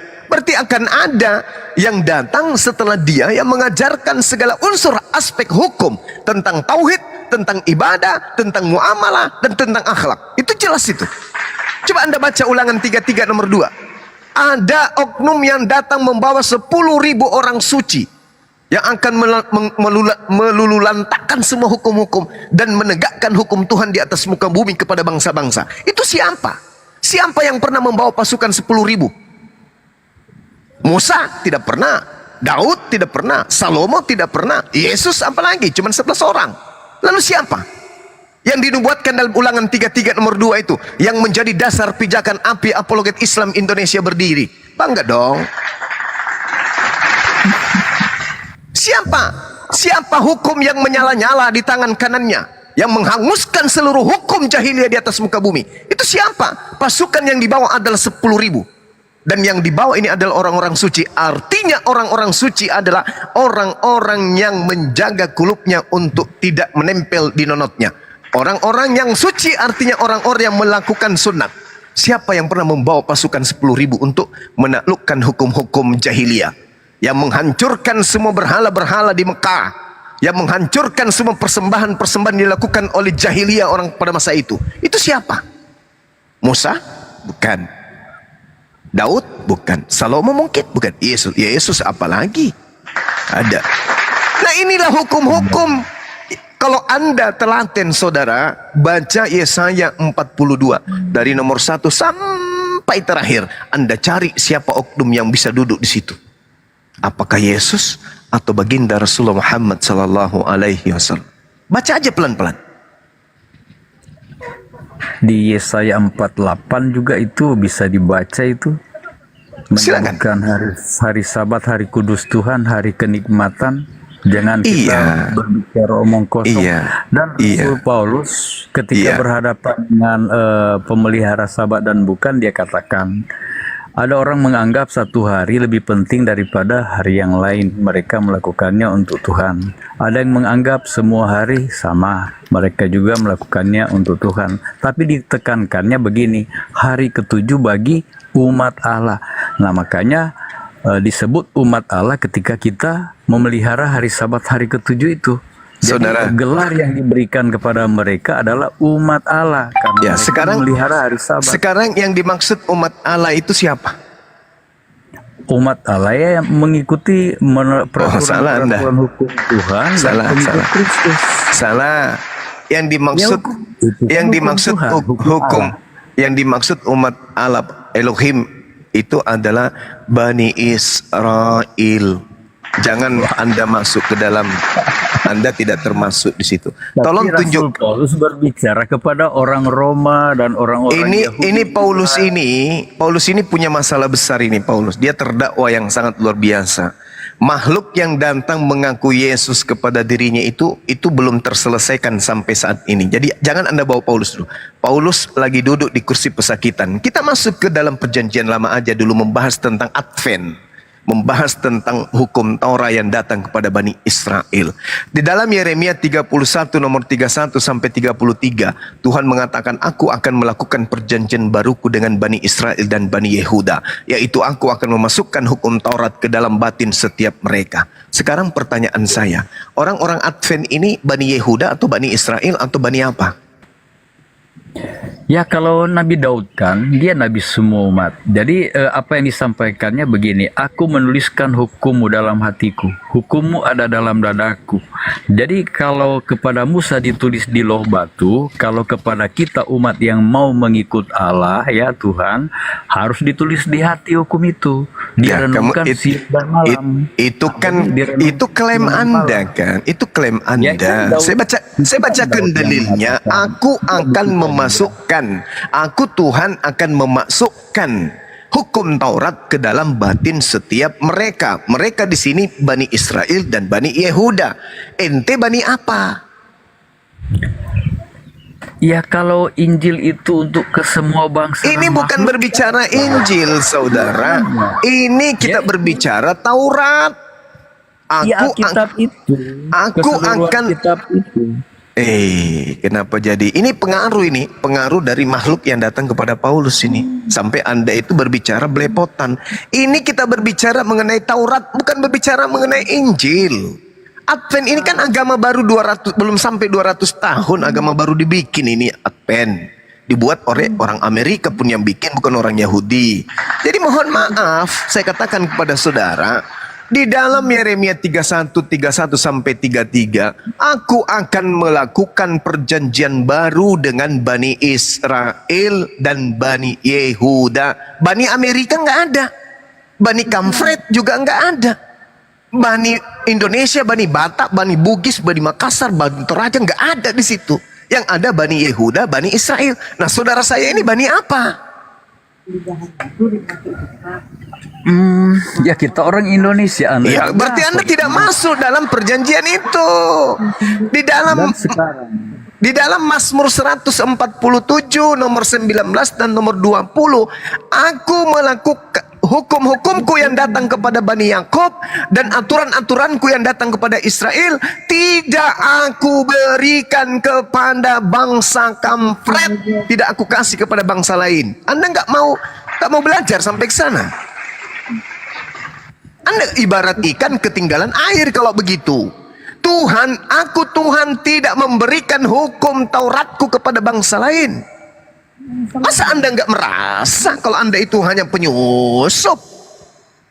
Ibaratkan ada sekolah, jendela kelasnya lagi kebuka. Sekolah itu gurunya berdiri sambil ngajar. Kalian semua harus menggunakan pada hari Senin baju batik berwarna ungu. Anda lewatnya sepeda, mendengarkan guru di dalam kelas itu bicara. Tiba-tiba Anda ke pasar Senin beli baju batik juga. Hari Senin Anda pakai baju batik juga. Karena ente merasa bahwa yang dipanggil kalian semua harus menggunakan kain batik, baju batik hari Senin. Orang menggunakan kain batik hari Senin karena ada kegiatan dengan Pak Gubernur. Ente hari Senin pakai baju batik juga, pergi juga tapi ke kantor desa. Gak nyambung, Cak Ayu. Ini aturan hanya untuk Bani Israel. Ente siapa? Agama baru yang belum cukup 200 tahun dibentuk oleh orang Amerika. Jadi jangan nyamar-nyamar lah. Ada nabi yang diutus untuk Anda, kenapa Anda tolak? Nabi yang Anda imani itu nabi hanya untuk Bani Israel. Itu kan penyakit namanya tuh. Ya betul. Itu kan ada firman mengatakan jika di antaramu ada seorang nabi akan ada penglihatan. Dan juga di perjanjian baru dikatakan ada karunia untuk mengajar, ada karunia untuk menyembuhkan, ada karunia untuk bernubuat. Jadi ketika ada orang yang diberi karunia untuk bernubuat, menjelaskan apa yang belum jelas ya. Nah itu boleh juga kita ikuti kalaupun itu agama baru muncul di Amerika, tetapi dia ajarkan kita untuk kembali ke Alkitab perjanjian lama dan baru itu. Dia tidak mengajarkan ajaran baru. Kenapa kembali ke Kenapa kita kembali? Emang kitab itu untuk kita? Emang Taurat itu untuk kita? Kok kita kembali ke Taurat? Taurat itu kitabnya agama lain. Kok bisa kita kembali ke sana? Hubungannya dengan kita. Kitab itu adalah aturan main. Kurikulum pengajaran yang kisi-kisi submaterinya hanya untuk Bani Israel. Kok kita? Emang kita Bani Yakub? Ini kesalahan. Ini yang harus Anda perbaiki. Hukum Taurat itu hanya untuk Bani Israel dan tidak berlaku kepada bangsa lain. Kenapa ente jadi numpang ke sana? Ya kenapa kita harus baca kitab? Nggak usah ada kitab kalau begitu. Kitab apa yang kita ambil kalau tidak pakai? Makanya Al-Quran datang untuk kita. Lah iya. Loh, Yaitu Alkitab untuk saya, Al-Quran untuk Anda. oh enggak Gitu aja. begitu polanya. Enggak begitu. Taurat dan Injil untuk Bani Israel, Musa dan Yesus untuk Bani Israel, Nabi Muhammad sallallahu alaihi wasallam untuk seluruh umat manusia, rahmatan lil alamin. Kalau Anda bisa membuktikan Musa untuk seluruh umat manusia, mana dalilnya? Kalau Anda bisa membuktikan Yesus untuk seluruh manusia, mana dalilnya? Dan saya bisa membuktikan bahwa Nabi Muhammad SAW untuk manusia, bahkan untuk seluruh semesta alam.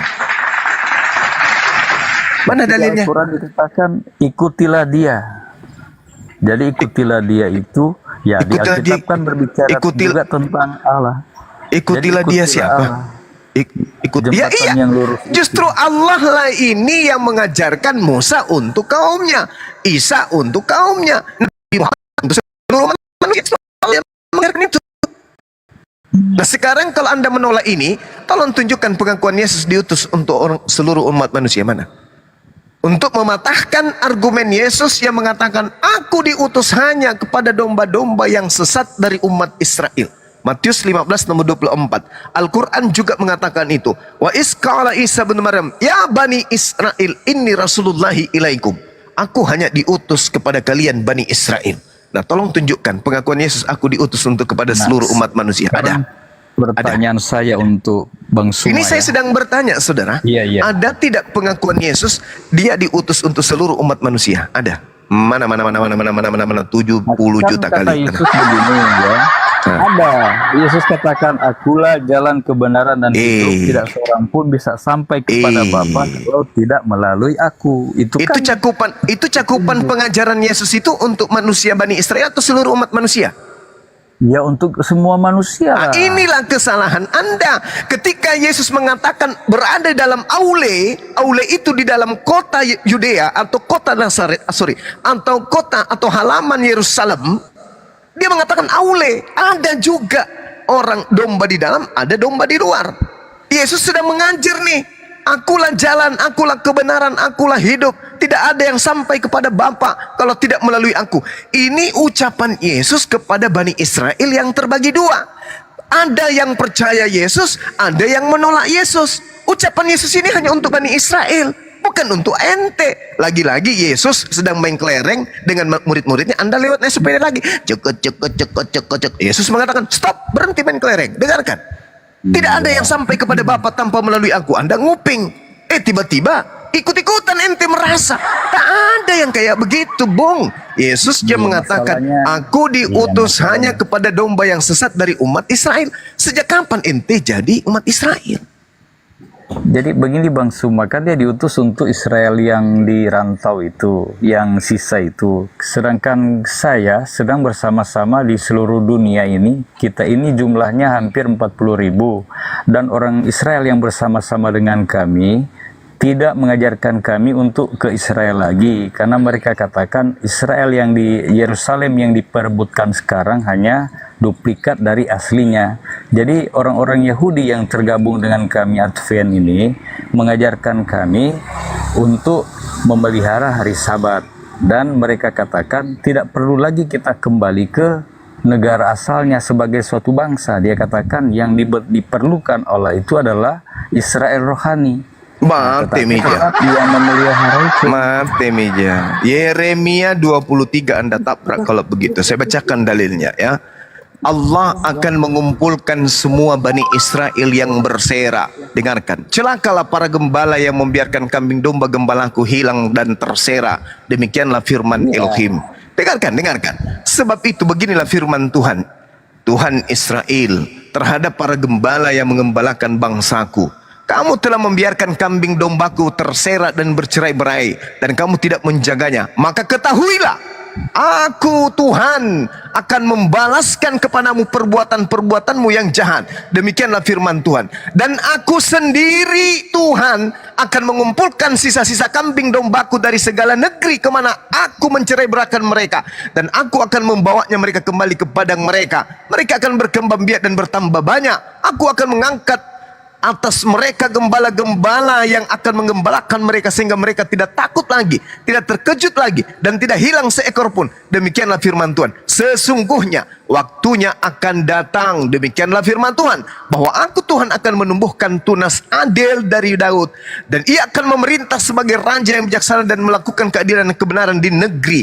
Dalam zamannya Yehuda akan dibebaskan dan Israel akan hidup dengan tentram, dan inilah namanya yang diberikan kepada Tuhan keadilan kita. Sebab itu demikianlah firman Tuhan, sesungguhnya waktunya akan datang bahwa orang tidak lagi mengatakan demi Tuhan yang hidup dan menuntun orang Israel keluar dari tanah Mesir, melainkan demi Tuhan yang hidup menuntun dan membawa pulang keturunan kaum Israel keluar dari tanah utara, dari segala negeri kemana ia menceritakan mereka, maka mereka akan tinggal di tanahnya sendiri. Ente jangan melakukan satu tipuan kalau ente tidak mendalami Bible. Tuhan sendiri yang akan mengumpulkan seluruh umat Israel berkumpul kepada tanahnya sendiri. Jangan Anda mengatakan itu hanya duplikat. Yang duplikat itu adalah Israel rohani. Apa-apaan Israel rohani? Kasih ketemu saya dengan orang Yahudi yang mengatakan itu. Ini kitabnya sendiri yang mengatakan, aku sendiri Tuhan dari utara dan dari segala penjuru negeri kemana ia telah menceraikan mereka, maka mereka akan tinggal di tanahnya sendiri. Mereka akan dikumpulkan. Pada saat itulah Kristen akan gigit jari, gigit kaki, gigit kepala, dan gigit lidah sendiri. Kenapa? Karena orang-orang yang tidak bersunat tidak boleh hidup bersama dengan orang-orang Yahudi di dalam tanah yang sudah dijanjikan Tuhan kepada mereka. Yesaya 52 nomor 1. Orang-orang yang tidak bersunat tidak boleh masuk ke dalam kota Yerusalem. Yehezkiel 44 nomor 9. Orang yang tidak bersunat tidak boleh masuk ke rumah ibadahnya orang Israel. Bahkan di dalam Wahyu 21 nomor 27, orang-orang tidak bersunat haram hukumnya masuk ke dalam surga. Gimana ceritanya? Ya. Gini Kak ya. Di waktu Yerusalem dibangun itu, raja kan melihat yang diperlihatkan Tuhan, buatlah kota seperti ini, karena memang aslinya ada diperlihatkan yang dari surga itu, dan itu pun di kitab Wahyu disediakan untuk orang-orang yang akan diselamatkan, yaitu Yerusalem baru itu. Jadi berbicara soal kota Yerusalem yang asli itu memang ada disediakan Tuhan untuk orang-orang yang akan diselamatkan. Itu kan di kitab Wahyu ada dijelaskan ukurannya, ya luasnya berapa. Karena bukan lagi berbicara Israel yang akan musnah nanti pada hari kiamat. Ini berbicara Yerusalem, ya, kota Yerusalem yang akan ditinggali oleh orang-orang yang akan diselamatkan. Bukan kota Yerusalem yang diperebutkan sekarang. Itu hanya Yerusalem di dunia, ya. Tetapi yang aslinya Tuhan sediakan untuk mereka yang akan diselamatkan. Baca kitab Wahyu itu seperti apa Yerusalem. Wahyu itu apa? Itu kitab mimpi, Bang. Dan Yesus tidak pernah datang ke sana. Inilah semua yang dikatakan oleh Yesus. Aku akan pergi, dan yang datang setelahku adalah seorang manusia penghibur. Jadi yang datang kepada Markus di Pulau Patmos itu bukan Yesus. Pahamilah itu dulu. Itu berat itu. Itu Paulus dan in the gang masih di kursi pesakitan. Ini kita berbicara dulu tentang Bani Israel, Taurat dan pengikut-pengikutnya. Apa yang saya terangkan di Yeremia 23, belum saya masuk ke Yeremia 50, belum lagi masuk saya ke dalam Yeremia 17 dan seterusnya. Belum saya masuk ke dalam Yeremia 9, membahas tentang bagaimana Tuhan memperlakukan kemudian Bani Israel. Ente, anak, bukan orang Israel. Tapi bedanya antara saya dengan saudara, saudara ngaku-ngaku Israel. Saya tidak. Saya mendudukkan pengajaran Yesus pada pondasi yang sebenarnya. Aku diutus hanya kepada domba.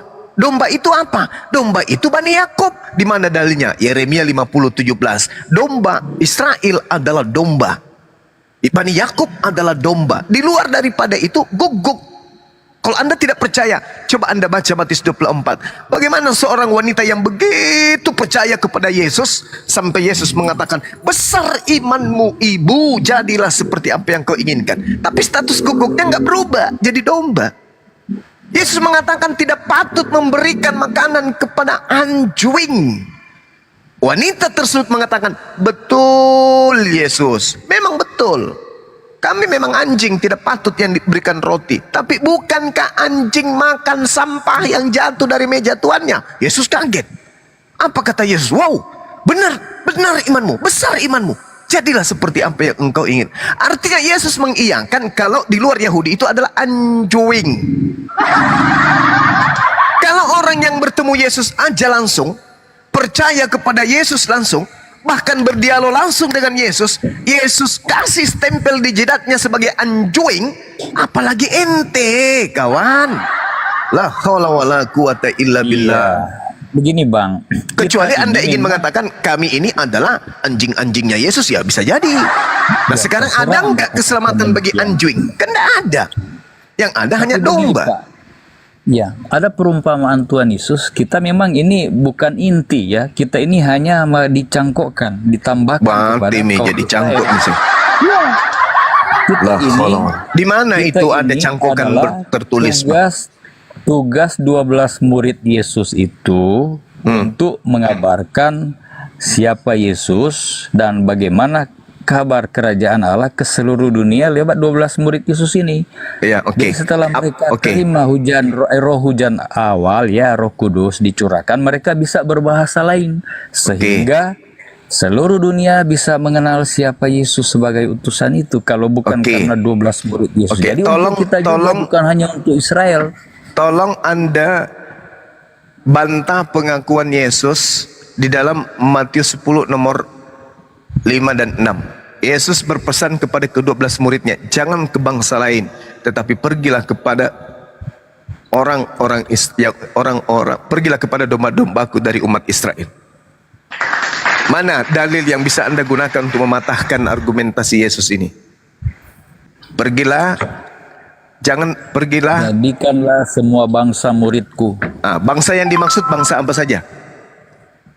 Iya, kalau semua bangsa ya seluruh dunia. Oh lah, bukan salah cuma ente, Israel saja. salah. Karena ketika Indonesia juga termasuk.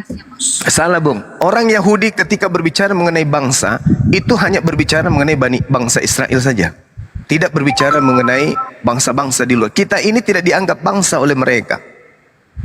Itu yang perlu saudara pahami. Orang Israel tidak menganggap kita ini sebagai bangsa. Orang-orang Yahudi menganggap kita ini bukan bangsa. Kita ini dianggap ya makhluk yang rendah. Mereka adalah kasta yang tertinggi. Jadi bangsa yang dimaksud oleh Israel, oleh Yesus di situ adalah bangsa dari 12 suku bangsa Israel saja, bukan kita. Jangan Anda kepedean. Coba Anda baca Yosua 10 nomor 21. Baca kemudian kitab itu untuk Anda menyadari bahwa bangsa yang dimaksud ketika orang Yahudi berbicara bangsa ternyata itu hanya berlaku bagi mereka Bani Yakub saja. Kita nggak dianggap. Baca aja itu tadi. Betulkah yang dimaksud bangsa ini adalah Bani Israel? Di dalam kitab Maliaki 3 nomor 9, wahai seluruh bangsa. Itu bukan berarti seluruh bangsa, karena kenapa? Di situ berbicara mengenai persembahan perpuluhan. Apakah seluruh bangsa mempersembahkan perpuluhan? Tidak. Yang ada hanya bangsa Lewi. 11 suku yang harus membayar kepada suku Lewi. Sehingga Tuhan menyuruh wahai seluruh bangsa. Maksudnya wahai seluruh 12 suku bangsa. Ketahuilah oleh kalian bahwa perpuluhan itu hanya milik kepunyaan suku Lewi aja. Di dalam 2 Raja-Raja 17:41, demikianlah bangsa-bangsa ini. Bangsa-bangsa yang dimaksud di sini adalah suku-suku Israel. Lalu kemudian Yosua 24 nomor 2. Yesus berkata di situ dikatakan Yosua berkata kepada seluruh bangsa itu. Seluruh bangsa itu. Yosua berkata kepada seluruh bangsa itu. Apakah berarti seluruh bangsa di sana ada seluruh umat manusia? Tidak. Yang dimaksud di sini adalah bangsa Israel saja. Jadi kita jangan mengaku kalau dikatakan bangsa itu berarti kita. Tidak. Tidak. Yang dimaksud bangsa oleh Israel itu adalah hanya 12 suku bangsa mereka. Ya, yaitu terserah pemahaman Anda demikian, tetapi bagi saya sebagai orang yang percaya karena membaca dan mendengarkan kesaksian-kesaksian dari Injil ini, ya saya percaya saja bahwa itu untuk semua manusia. Kalau untuk Anda sendiri menganggap untuk Israel saja, terserah, itu pemahaman Anda. Kalau saya yakin, ya saya percaya bahwa Tuhan itu, Yesus itu untuk semua manusia, bukan cuma untuk Israel saja. Begitu. Mana dalilnya? Ada banyak ayatnya, banyak. Silakan, ayatnya kok. silakan, tunjukkan ke saya. Cuman saya ke kitab Wahyu aja ya, yang Waduh. saya sebutkan tadi ya. Ada juga disebut di kitab Yesus Wahyu, itu, yang penting di sini ialah ketekunan orang-orang kudus Bung. yang memelihara hukum Allah dan memiliki kesaksian Yesus. Jadi artinya ya apa yang difirmankan dari bibir Yesus itu yang kita lakukan, kita Baik, percaya. dari bibir Yesus atau dari bibir Markus? Jangan Setiap Anda firman, sama-samakan. Setiap firman yang kan tulisan merah di Alkitab, setiap kata-kata Yesus itu yang harus kita perhatikan. Ya, siapa yang mengatakan bahwa tinta merah pasti ucapan Yesus? Siapa yang menentukan itu? Yesus. Ya itu adalah apa yang disampaikan Yesus yang ditulis oleh Matius, Markus, Lukas. Iya, yang menentukan bahwa tinta merah adalah ucapanku itu Yesus sendiri atau penulis Bible? Ya itu dari kalau sudah diterjemahkan dirangkum begitu ya begitulah kita mau Oke. apakan sudah tertulis. Sekarang begini. Yesus mengatakan semua firman yang engkau berikan kepadaku telah aku sampaikan kepada mereka. Setelah dikatakan oleh Yesus semua firman telah aku sampaikan, menurut saudara apakah masih ada firman yang akan Yesus sampaikan? Kan di dalam Alkitab itu, di dalam Injil itu kan banyak ajaran-ajaran Yesus ya tentang kekekalan hukum itu sendiri, tentang bagaimana kita harus mengasihi, tentang Padahal bukan di bagaimana situ dia loh. katakan. Padahal Kan banyak Yesus ajaran mengatakan segala firman yang Tuhan berikan kepadaku telah aku sampaikan kepada mereka. Nah, pada saat Yesus mengatakan telah aku sampaikan semuanya, apakah sudah ada kitab Wahyu di situ? Atau kitab Wahyu nanti dibuat belakangan? yang ditulis Wahyu kan, Wahyu itu kan ditulis oleh murid Yesus, si Yohanes itu. Nah, apa Ya yang kan? dilihatnya itu Jadi, dikatakannya. Berarti Yesus mengatakan di tahun 30 dihafal kemudian dan dituliskan nanti di tahun ke 100 gitu. Dia kan hidup dalam pembuangan ya, diasingkan. Nah, disitulah entah malaikat, entah Yesus, entah siapa, yang penting nubuat. Dia mengaku Yesus, disampaikannya. dia mengaku kesaksian Yesus kepada dirinya. Tapi Yesus mengatakan di dalam Yohanes 17:18, semuanya telah aku sampaikan. Jadi tidak ada lagi. Termasuk di Paulus 13 buku ini, itu cuma karangan Paulus saja. Karena segala firman yang Yesus terima sebagai jatahnya penyampai firman ke tengah Bani Israel, semuanya sudah disampaikan oleh Yesus. Tak ada lagi firman setelah itu. Paulus ngaku-ngaku, datang makhluk, akulah Yesus. Nah, itu yang jadi masalah. Penulis Wahyu juga ngaku-ngaku, akulah Yesus. Itu juga masalah. Ananias juga ngaku, akulah Yesus. Itu juga masalah. Sementara Yesus mengatakan yang datang setelah aku adalah seorang penolong lain, bukan aku. Inilah yang dari 3 hari ini saya bahas dengan orang-orang Kristen. Siapa yang datang mengaku Yesus kepada Paulus dan Ananias dan penulis yang ada di Pulau Patmos? Itu siapa? Roh Yesus Loh, atau malaikat? kalau roh Yesus, berarti Yesus pembohong. Karena Yesus mengatakan yang datang setelah aku adalah seorang penolong lain. Seorang itu manusia penolong Kalau itu lain. roh kebenaran. Kalau suatu penglihatan atau nubuat, kalau itu dinampakkan oleh malaikat atau rohnya Yesus, itu kan dari Allah juga, apa yang dilihat. Iya, saya tahu. Makhluk yang datang kepada Paulus mengaku Yesus. Makhluk yang datang kepada Ananias mengaku Yesus. Yang datang kepada Markus di Pulau Patmos juga mengaku Yesus. Nah, sekarang pertanyaannya, di mana Yesus mengatakan bahwa setelah aku naik ke langit, aku lagi yang datang kepada kalian? Di mana Yesus katakan itu?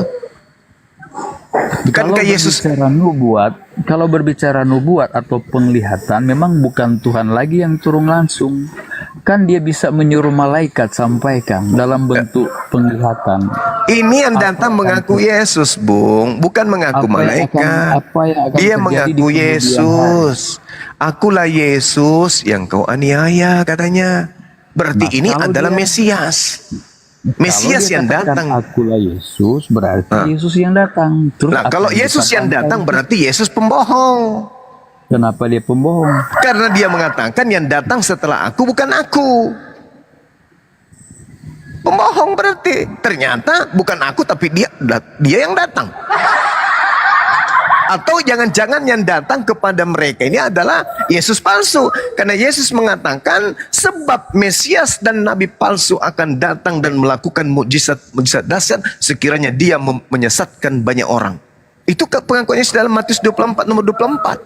Berarti kalau Yesus bukan pembohong dan ternyata ada yang ngaku sebagai Yesus, berarti yang datang sebagai ngaku Yesus ini adalah Mesias palsu alias Yesus palsu. Kalau Yesus palsu yang datang berarti setan.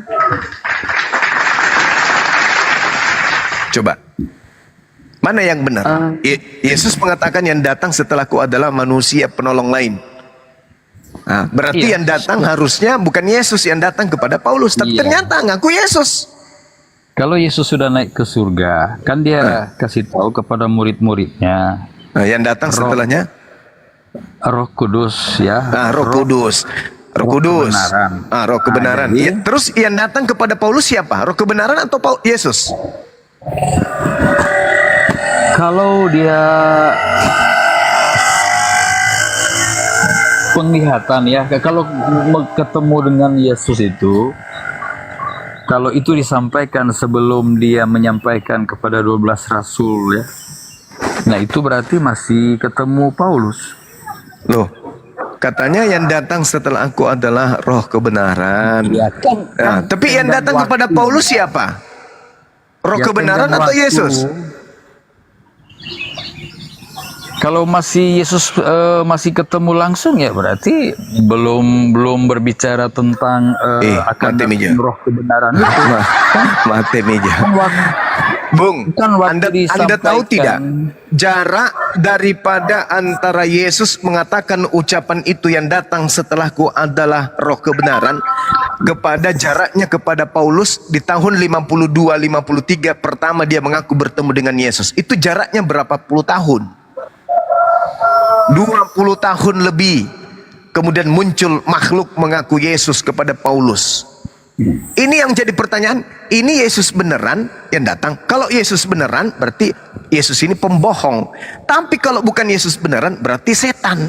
Kalau ini setan berarti 2000 tahun kalian menyembah setan. Kan begitu? Iya, kalau Yesus itu tiba-tiba bisa ada ya. Berarti Itu kan pembohong. bukan urusan kita. Berarti pembohong si Yesus. Kalau Yesus pun bisa menampakkan diri sekarang kepada Anda, ya. Pembohong berarti dia. Itu urusan Oh, bukan, tetapi tidak kan- bisa. Itu pembohong berarti kalau Yesus beneran. Tapi kalau bukan Yesus beneran, maka benarlah yang Yesus katakan bahwa akan datang Yesus palsu. Dan Yesus mengatakan di ayat 26-nya, camkanlah aku telah mengatakannya kepadamu. Apabila ada orang berkata bertemu dengan aku Yesus, jangan kau percaya. Sebab kedatanganku nanti ditandai dengan cahaya yang bersinar dari timur sampai ke barat. Dan lihat di dalam Kisah Para Rasul 1 nomor 11. Yesus akan datang sebagaimana dia naik ke langit, begitu juga dia datang untuk yang kedua kalinya. Berarti dia datang dengan jasadnya, bukan dengan hanya suara. Akulah Yesus yang kau aniaya. Bukan dengan kayak begitu. Berarti yang datang kepada Paulus ini bukan Yesus, tapi Yesus palsu. Siapa yang bisa menyerupai Yesus palsu? Hanya iblis. Makanya Yesus mengatakan dalam Yohanes 8:44, iblislah yang menjadi bapakmu. Paulus setelah kedatangan setelah kedatangan makhluk yang mengaku Yesus, Paulus seketika dengan sombongnya mengaku sebagai bapa. 1 Korintus 4 nomor 15, meskipun beribu-ribu malaikat datang kepadamu, kamu tidak akan memiliki seorang bapa, sebab akulah Paulus yang menjadi bapakmu di dalam Yesus Kristus. Hayo, berarti Paulus mengaku Tuhan.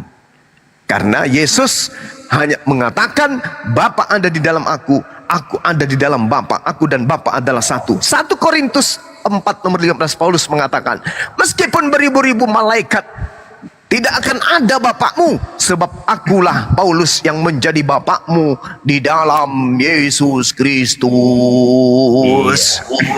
Berarti Jadi- Paulus mengaku Tuhan. Makanya orang Kristen sekarang, apapun yang dilakukan pasti ajaran Paulus. Menyembah Yesus, ajaran Paulus. Ibadah minggu, ajaran Paulus. Ikut-ikut sebagai pengikut Paulus, ajaran pengikut Yesus, ajaran Paulus. Seperti Advent, ngaku-ngaku sebagai orang Yahudi rohani, gara-gara Paulus. Semua gara-gara Paulus. Tak ada lain selain Paulus. Pauluslah yang kemudian mengajak kalian kepada neraka. Itu faktanya. Tapi Itu faktanya. penulis Wahyu itu bukan Paulus, itu kan murid Yesus penulis Wahyu. Jadi Yang menulis kitab Wahyu itu Markus, murid daripada Petrus menurut tradisi Kristen. Oh, tidak demikian, pewahyu Kenapa adalah tidak? Yohanes. Oh, tidak Yohanes bisa. pewahyu.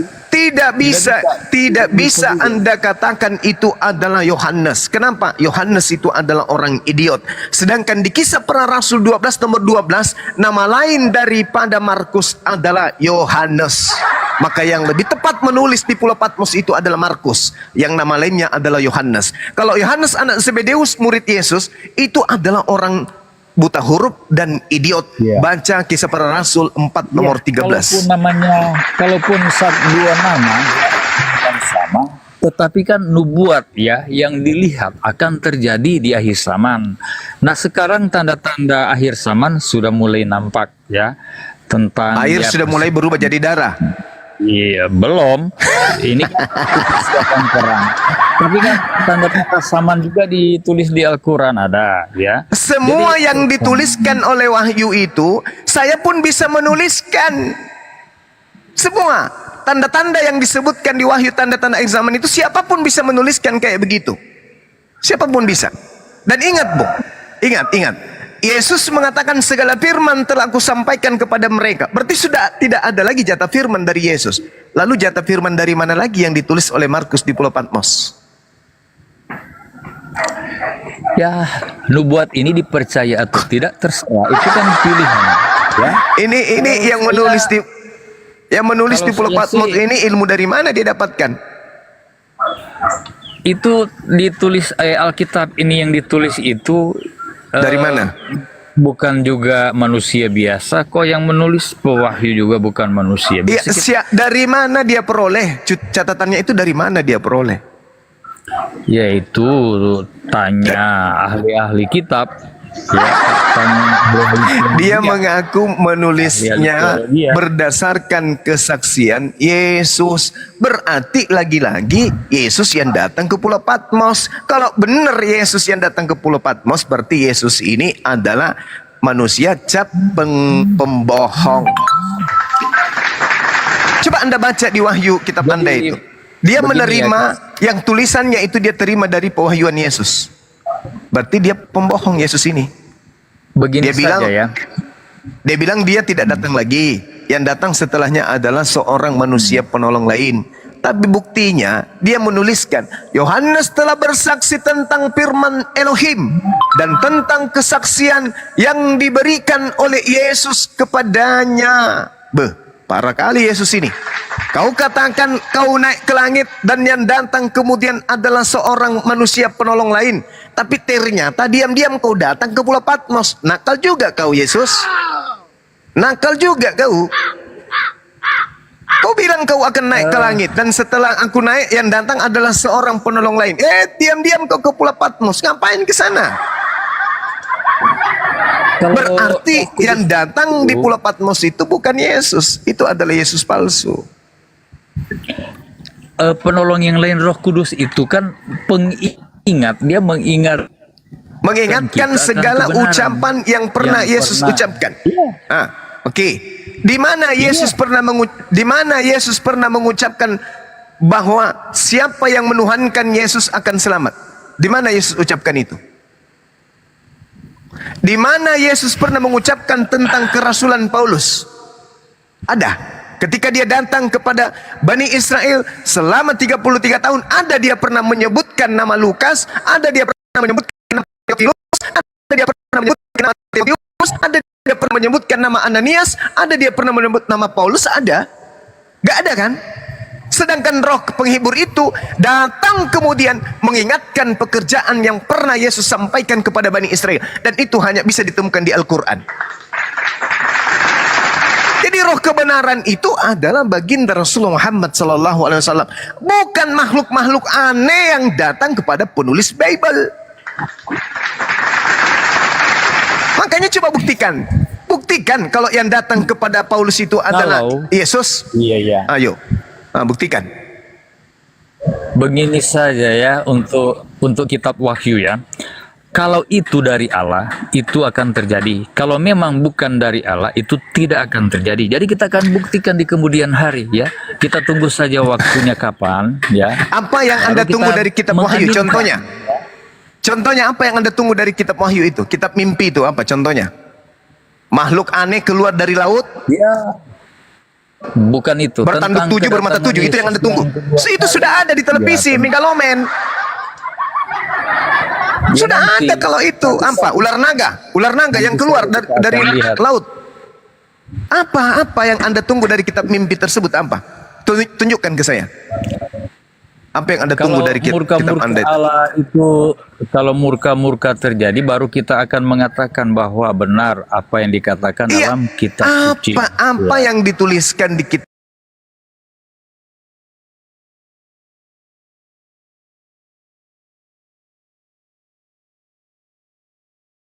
Marry her and then you give like mahar.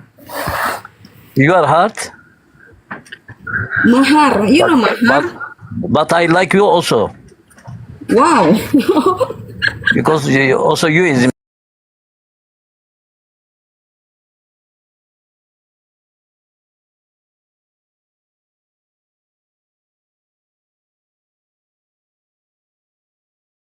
kita baju-baju bagus. Kenapa nggak pakai baju renang aja? Saya aja ibadah di Bali tuh saya suruh mereka pakai bikini kok. Tapi di Kristen, harus begini begitu. Itu kita bicara hati dan iman kita, bukan dengan baju-baju yang nggak tahu lah gimana lah. Terima kasih. Baik, kalau saya boleh simpulkan kedua pembicara ni ya, Pak Kembuan dan Pak Tom. Menurut Pak Kembuan, Tuhan itu adalah Bapa di syurga.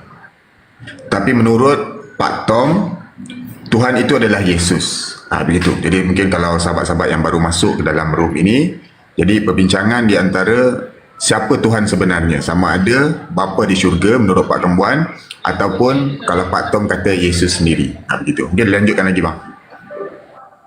Oke, saya boleh tanya, Pak Kembuan kah? Kalau Bapa di surga itu punya nama atau tidak?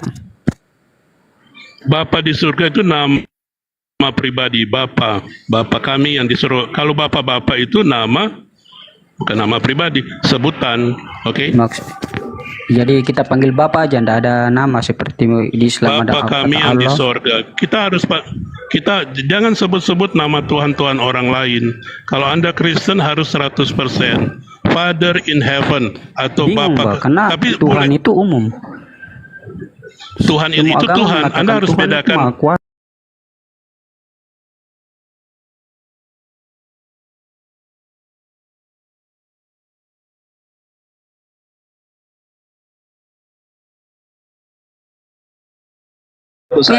Siap.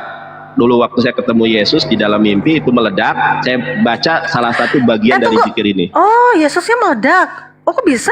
Gara-gara kan saya bacain. Anda baca. Kok bisa sempet baca, nggak panik, nggak apa gitu? Itu yang kedua dalam mimpi. Yang kedua itu dalam mimpi, yang ketiganya baru tindihan seperti yang Apipah rasakan. Kalau itu ketika tindihan kan nggak bisa ngomong apa-apa, cuma dalam hati aja bacanya. Beda malah menghujat sih. yang kalian Yesusnya dihujat batu penyu. Bang Ferry, dengar ya. Bedakan antara pengakuan Yesus tentang kiasan dengan ketika Yesus itu menyuruh kepada Petrus ya. Yang aku adalah batu penjuru itu adalah pengakuan dari Yesus. Sementara di sini Yesus itu berkata kepada Petrus. Sementara di sini Yesus itu menyuruh Petrus untuk membangun jemaat di Aku adalah apalagi benteng kota pertahanan. Jadi itu banyak batu-batu, tetapi itu kiasan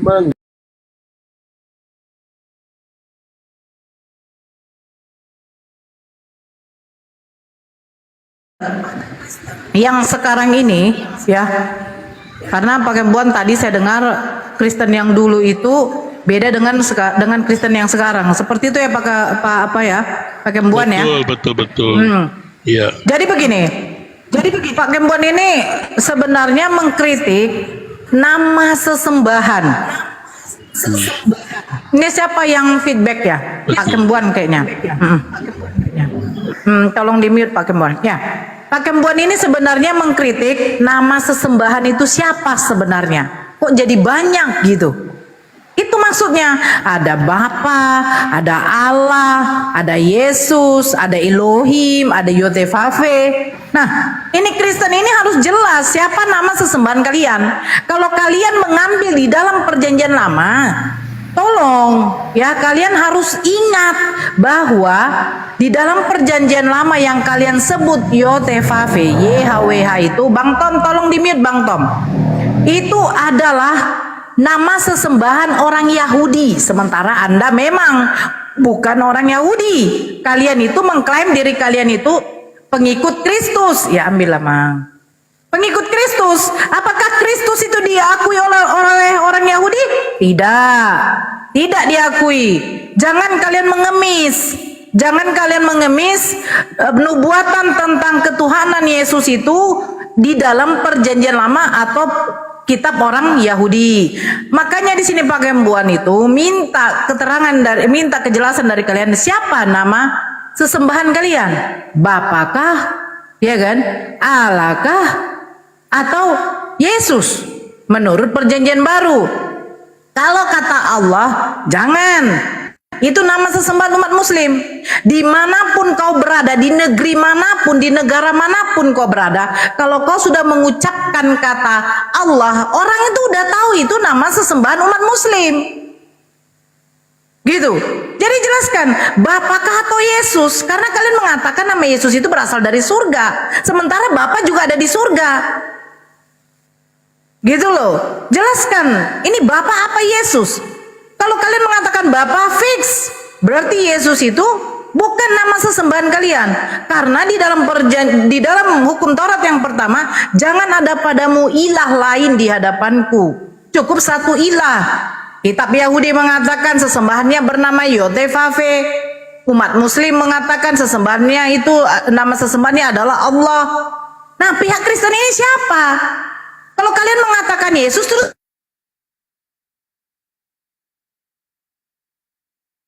bahwa Anda ini menyembah lebih dari satu Tuhan.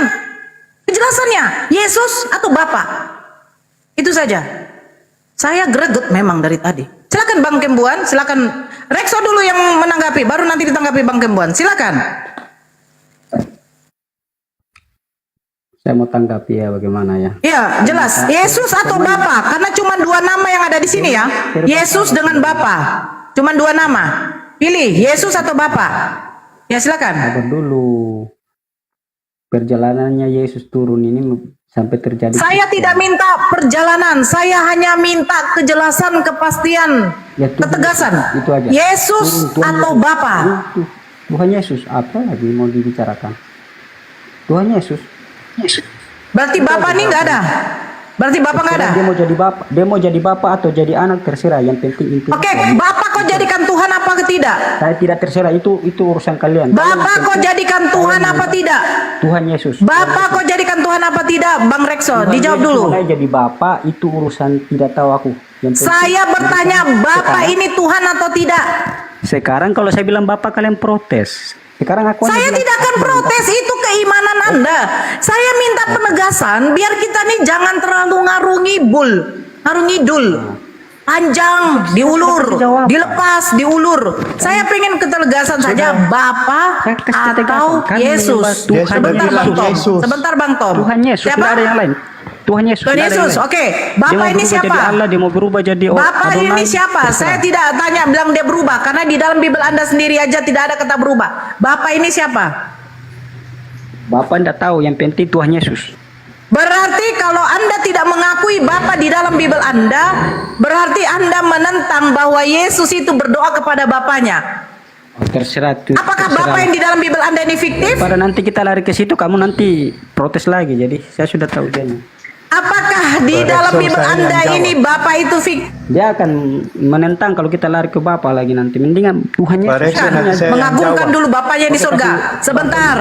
Bapa kami yang di surga, seperti kata Bang Tom. Sebentar Rekso. Bapa kami yang di surga, dikuduskanlah namamu, datanglah kerajaanmu, jadilah kehendakmu, seperti di langit dan di bumi. Berikanlah kami pada hari ini makanan kami yang secukupnya, dan ampunilah kami akan kesalahan kami seperti kami juga mengampuni orang-orang yang bersalah kepada kami. Semua dia minta kepada Bapaknya. Pertanyaan saya, Bapak ini siapa yang di dalam Bible Anda?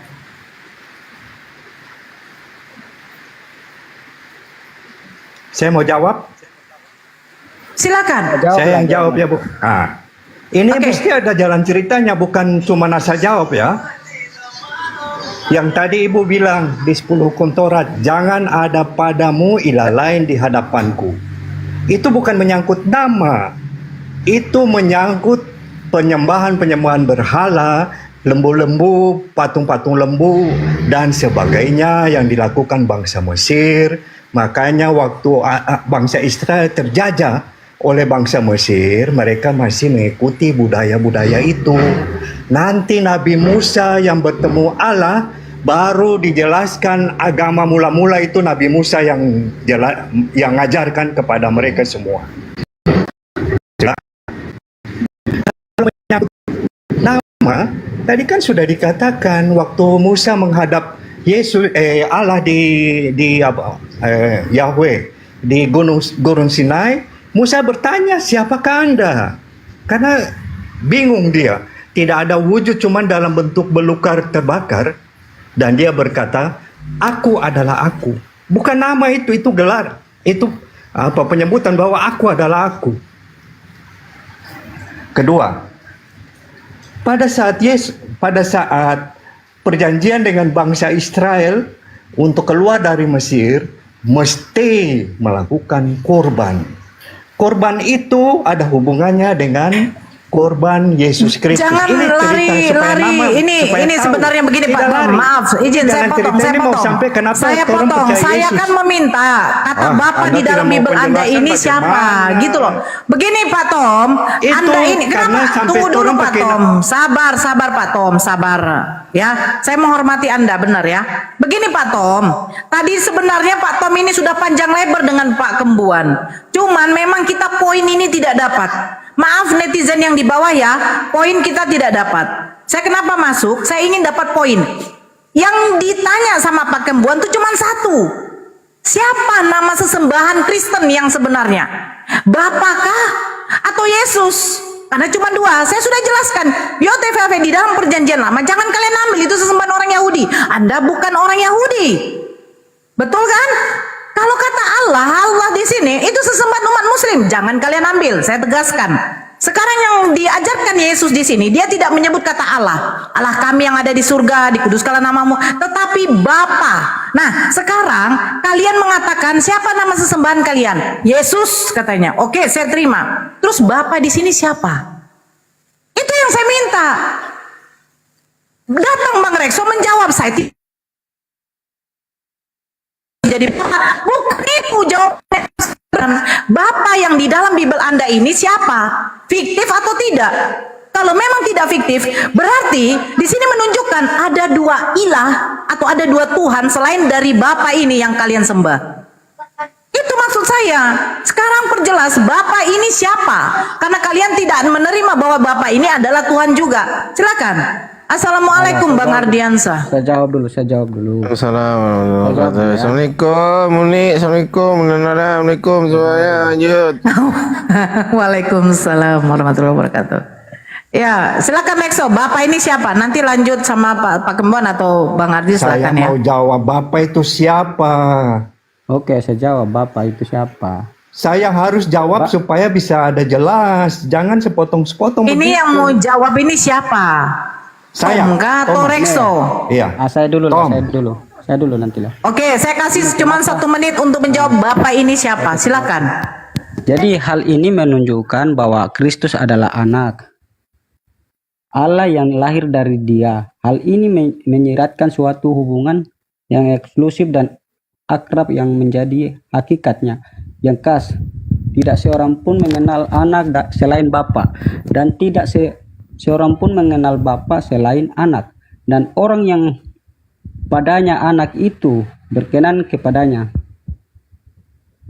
Jadi tidak ada anak kalau tidak ada Bapa.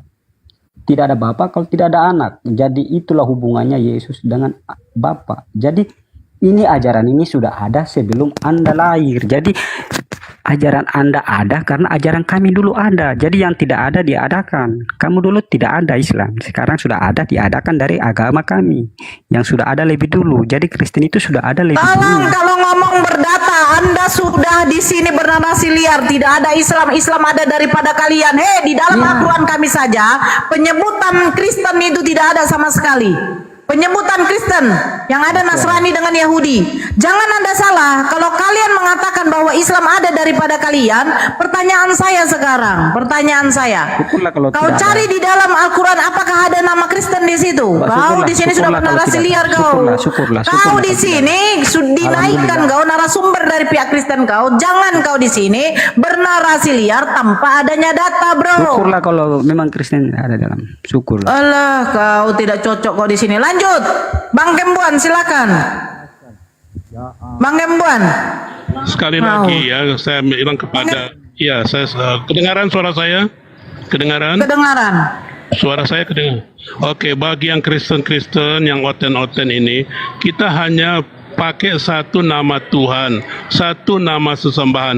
Di sorga itu cuma ada satu Tuhan dan satu sorga. Gak ada sorga bumi saya nggak tahu ya. Tapi sorga itu sebenarnya kalau di pendeta-pendeta sorga itu ada di langit karena mereka menunggu itu katanya si Yesus. Yesus itu nama fiktif, sekali lagi itu nama dari orang Yunani, ya kan, Theos.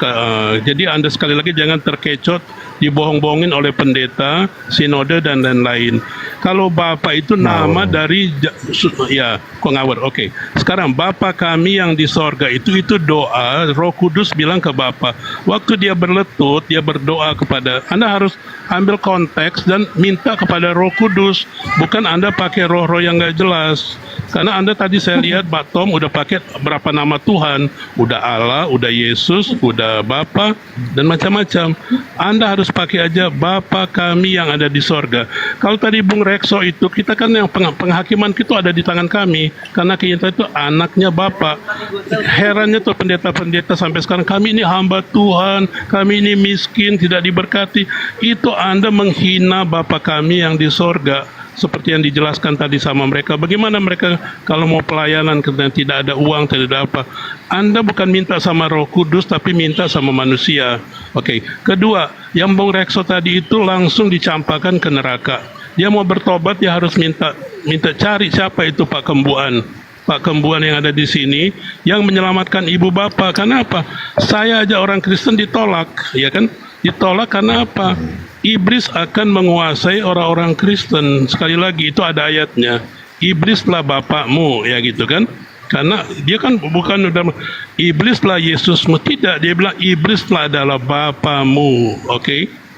Jadi sekali lagi orang-orang Kristen yang masih pakai Yesus, Yahweh apa itu semua nama pribadi dari Tuhan-Tuhan yang gak jelas, yang tidak ada di Alkitab. Yang ada di Alkitab mula-mula itu hanya Bapa kami yang ada di dalam sorga. Oke, terima kasih semuanya. Saya bicara ya Bu. Mau jelaskan Oke, Bapak. silakan. Bang Ardiansa tunggu dulu. Bang Ardiansa monitor Bang Ardiansa. Bang Ardi. Bang Ardi. Ya, lanjut Pak Tom. Ya. Menyangkut Bapak ini.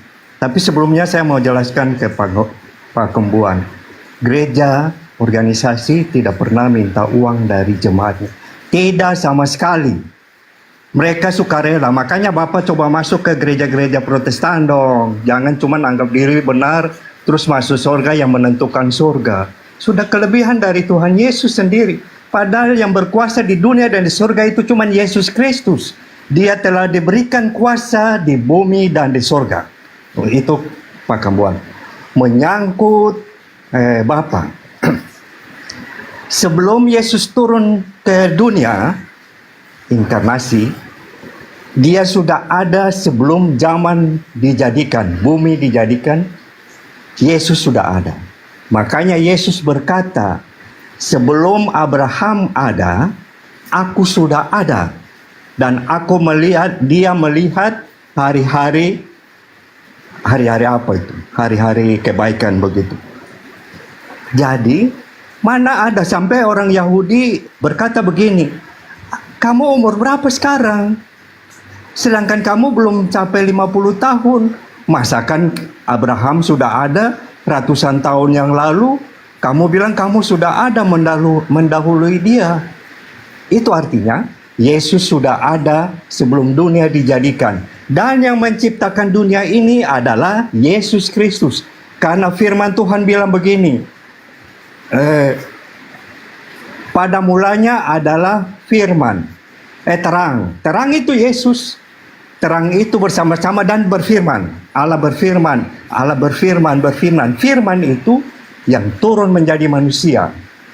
Wujud Allah itu adalah roh. Bapa itu adalah roh. Bapa. Dia bentuknya roh. Agama Muslim saya yakin juga tidak pernah lihat Allah. Maaf ya, saya sering ikut diskusi-diskusi ini. Di Al-Quran pun tidak ada seorang pun yang bisa melihat Allah. Tapi Yesus bisa nyatakan bahwa dia bersama-sama dengan Bapa. Artinya dia ada, Bapa ada di dalam dia, dia ada di dalam Bapa. Karena selama ini agama lain berpikir bahwa jumlah, tapi tidak berpikir masalah esensinya. Cuman berpikir hitung 1, 2, 3. Padahal di manusia, di Ibu Nur pun ada 3 oknum yang ada pada Ibu Nur. 1, roh. 2, jiwa. 3, tubuh Anda. Ada 3, semua di kehidupan di dunia ini keseimbangannya 3. Kalau hitung-hitungan, tapi ini bicara tentang Bapa, Anak, dan Roh ini tidak bisa terlepas satu dengan lainnya. Karena Bapa itu menyatakan dirinya melalui Yesus waktu dia turun ke bumi dan dia mengajar. Dia sendiri bilang, aku berasal dari sorga. Karena aku dari sorga, aku tahu jalan ke sorga. Yang lain tidak ada satupun manusia di dunia ini tidak bisa sampai ke sorga. Dan Yesus sendiri berjanji, aku akan menyediakan tempat bagimu untuk kamu bersama-sama tinggal bersama-sama denganku di sorga. Yang bisa menentukan sorga dan dunia cuman Bapa. Cuman Yahweh yang Maha Kuasa. Kenapa Yesus berani bilang begitu? Tapi Yesus punya dua sisi. Jangan terlalu panjang, Pak Yesus Tom. punya dua sisi. Jangan terlalu panjang. Ya. Jangan terlalu panjang, Pak Tom. Ya, silakan Pak Kembuan. Nanti saya tambah sedikit ya Pak Kembuan ya. Lanjut Pak Kembuan, nanti saya tambah sedikit. Pak Tom, Alkitab bahasa Indonesia atau Alkitab aja, tidak ada kata-kata lain, cuma ada Father and YHWH itu. Nah, kenapa sampai ini kan jadi udah ratusan tahun kali di gereja di Indonesia juga udah berbohong sama umatnya. Harusnya Anda jangan tambah Yesus lagi, tambah lagi Isa Al-Masih. Bahwa Alkitab mula-mula kita itu kenapa nggak dipakai itu Isa Al-Masih? Sampai di room ini kemarin ya ada yang mau kasih 1 miliar katanya diblokir permanen kan, pendeta tuh yang ngomong tuh. Di mana ayatnya gitu ya kan? Saya bilang saya nggak bisa kasih sembarangan. Jadi tolonglah orang-orang Kristen jangan ada sifat-sifat berbohong.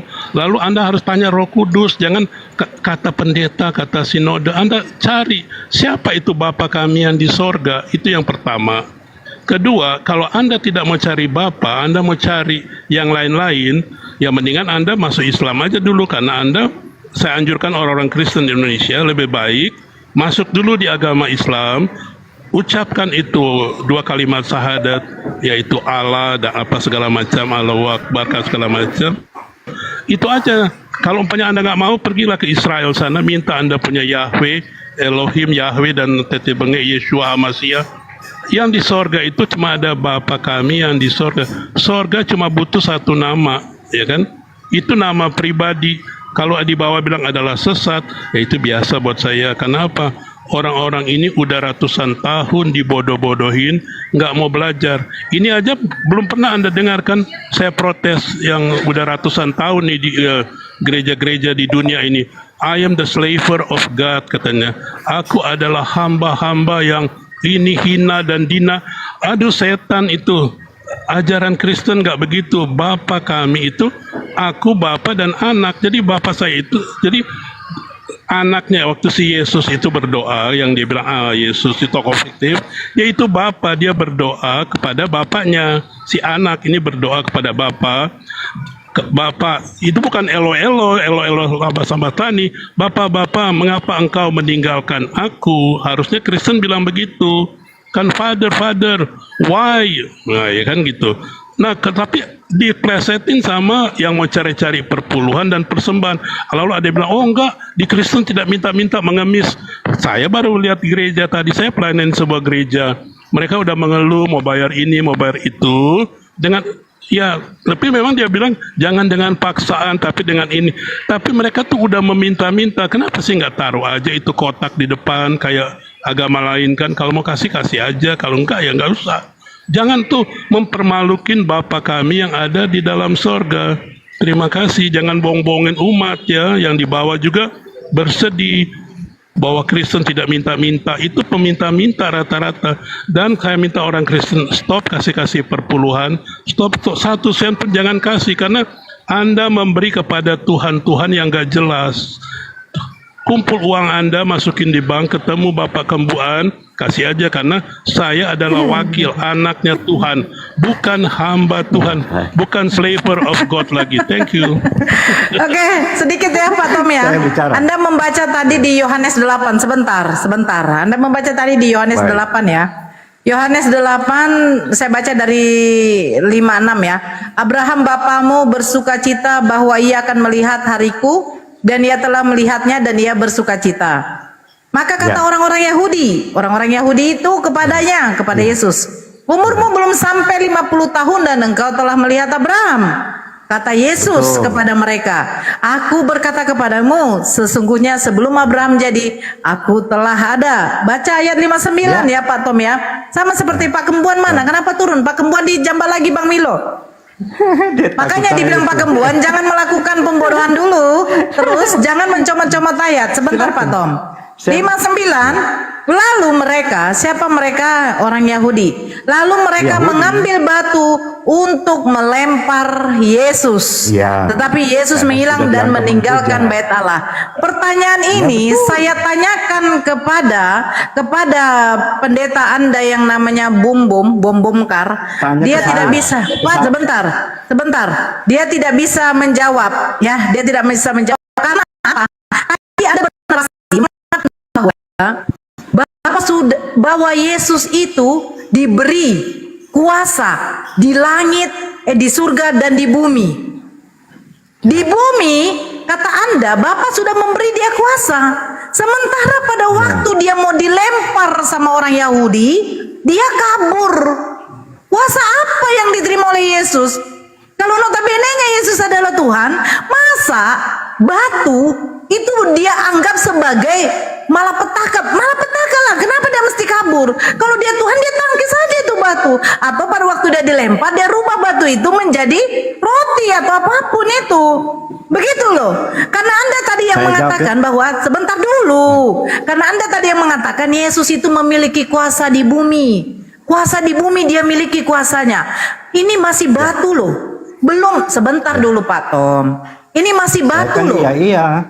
Iya, Anda mute dulu. Makanya saya bilang, kalau orang ngomong Anda mute. Tadi waktu Anda ngomong saya mute loh. Saya nggak nyanggah Anda loh.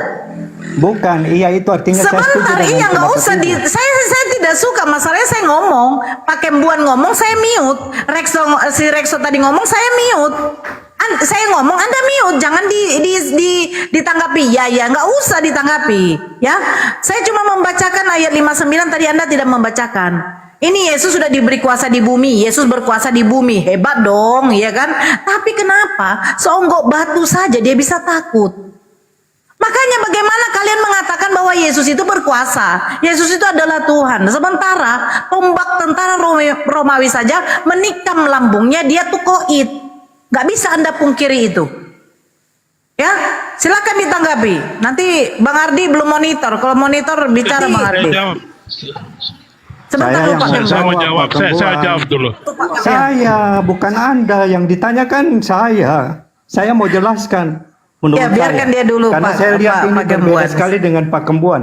Sangat berbeda. Saya kan Islam, saya Iya, kan? baca Bibel Anda. Bukan Pak Kembuan. Karena Bukan, oh, saya bilang Pak Kembuan Pak Kembuan memang tidak Pak boleh Kembuan jawab, itu mesti cuma saya yang nuntut, jawab. cuman Anda tuh yang bertele-tele Pak Tom. Pak Kembuan Ada itu sudah Anda, benar, saya itu dia cuma jelaskan minta. supaya jelas sekali. Tidak, itu menurut Anda. Sekarang saya jelaskan ya. Silakan. Kenapa Yesus lari pada saat mau dilempar? Itu karena waktunya belum tiba. Artinya waktu dengar loh, saya jelaskan waktunya belum tiba. Gak suka artinya kan Yesus Anda kalau belum- digituin kan? Oke lanjut, saya mute. Saya akan bertawa-tawa di dalam hati saya saja. Yesus sudah bilang ke murid-muridnya, waktunya tiba, dia akan disalibkan. Dia sudah cerita ke murid-muridnya, semua sudah tahu. Karena dia punya hidup cuman 3 tahun mengajar, karena waktu dia sekolah selama umur 30 tahun baru boleh mengajar. Loh, saya mau jelaskan. 30 tahun baru dia boleh mengajar. Nah, pada 30 tahun itu dia baru mengajar kepada orang-orang di Yahudi sana, orang-orang Israel sana. Dengar supaya akhirnya Saya tidak dia ada karena bicara belum loh. waktunya dia Saya tidak ada bicara, makanya kalau Pak Tom Sudah ngomong, dengar. jangan lihat muka Dengar saya, saja. jangan lihat muka saya. Anda nanti Saya lihat terkesima. supaya jelas. Nah. Silakan bicara, Soalnya saya Anda mute. tidak memperhatikan jawab saya. Saya perhatikan, karena saya perhatikan, saya dengar, makanya saya ketawa. Silakan, kenapa iya. Anda? Ya Dengar sampai silakan. selesai. Waktu dia masih mengajar, dia masih memperkenalkan diri, cerita. Orang Yahudi kan marah karena mereka menganggap Yesus itu telah melanggar Taurat, hukum Taurat, telah melakukan kesalahan. Buktinya juga waktu Yesus menyembuhkan orang sakit, orang-orang Yahudi marah kepada dia. Kenapa sembuhkan orang sakit pada Sabat?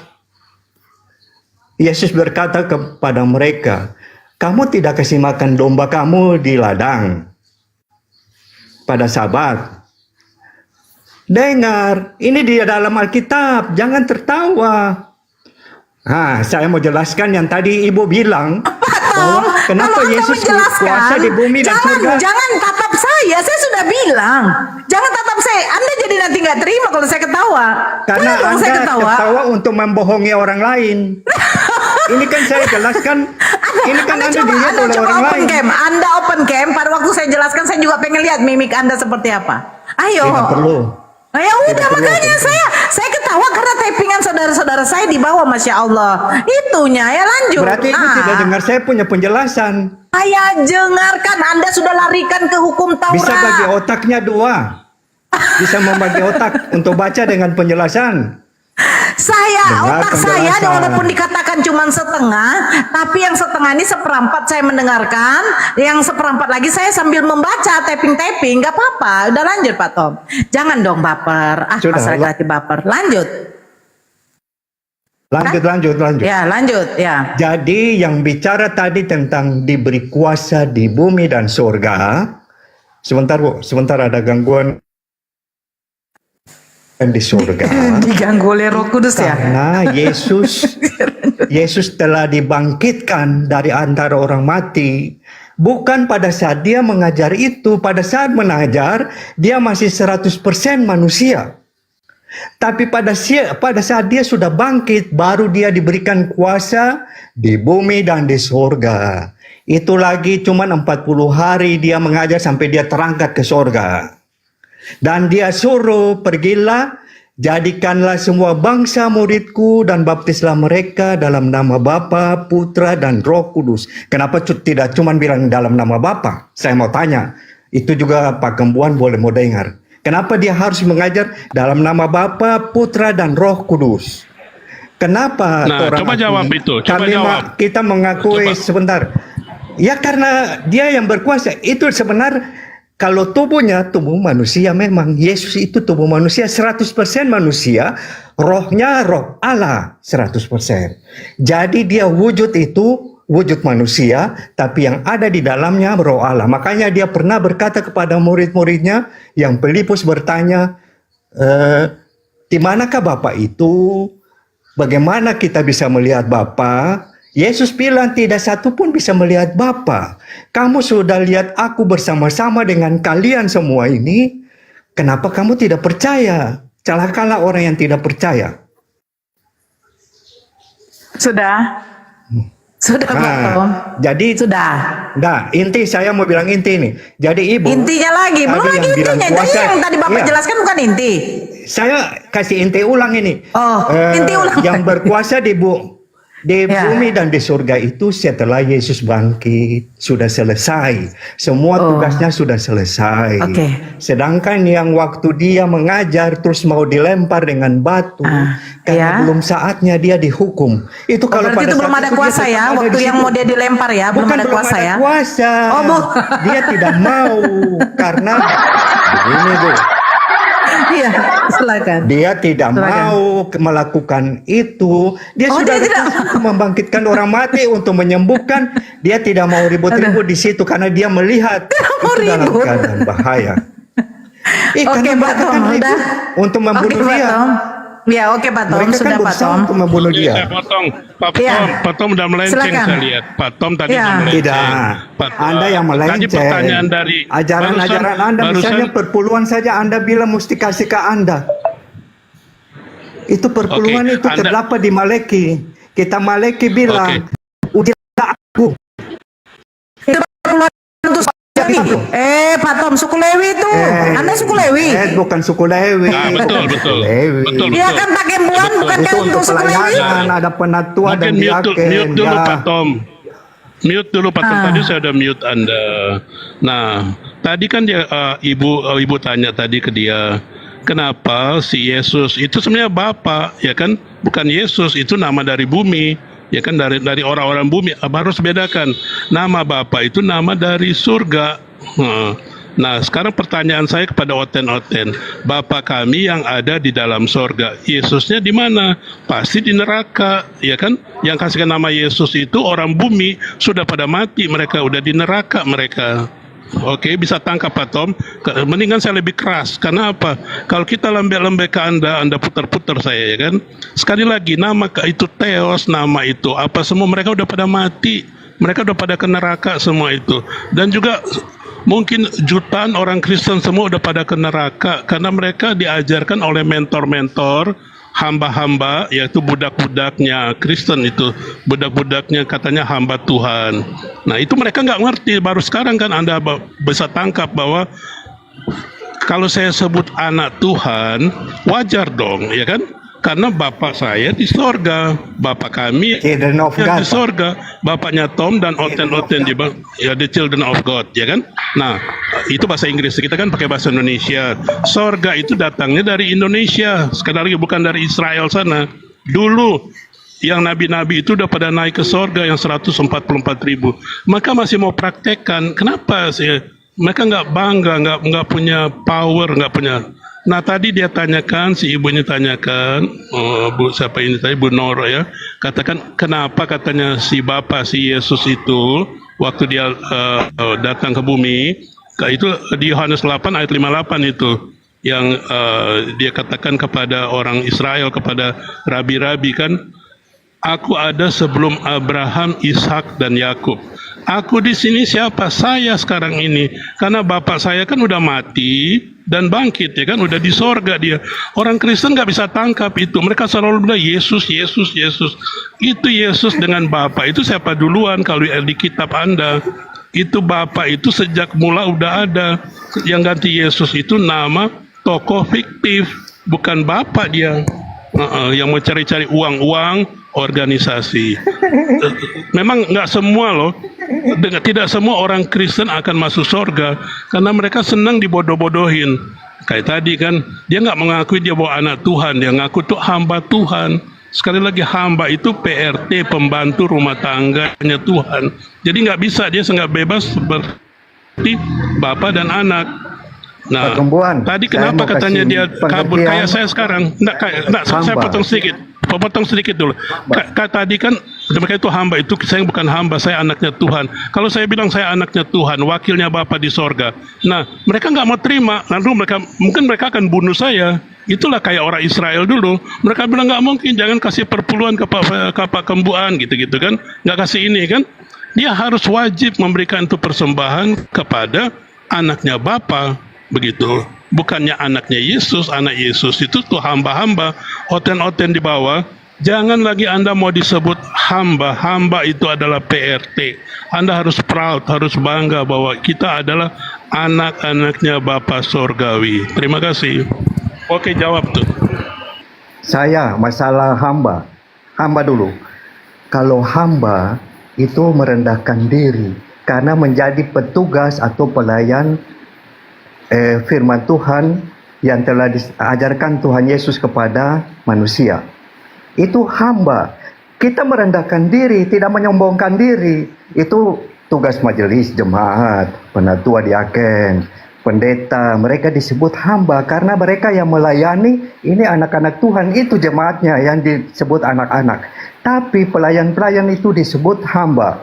Secara organisasi, kalau di gereja Protestan, mereka bertugas selama 5 tahun. Nanti mereka diganti, makanya itu merendahkan diri. Artinya menghormati tugas pelayanan yang mulia karena tidak setara dengan Allah. Tidak setara dengan Yesus.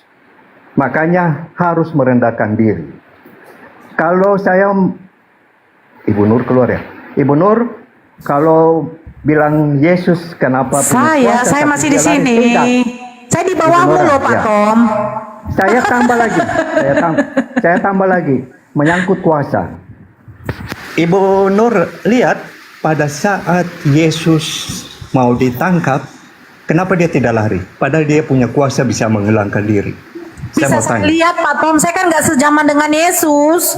Gimana sih Pak Tom? Bukan, kan Ibu sudah belajar Alkitab untuk baca, maunya Kristus. Bilang, Bu Nur udah baca. Saya baca. Jadi pada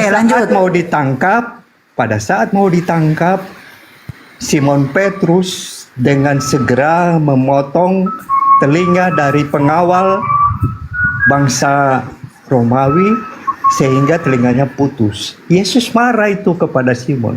Hai iblis, kenapa kamu melakukan itu? Artinya, dia melakukan itu dengan kuasa iblis.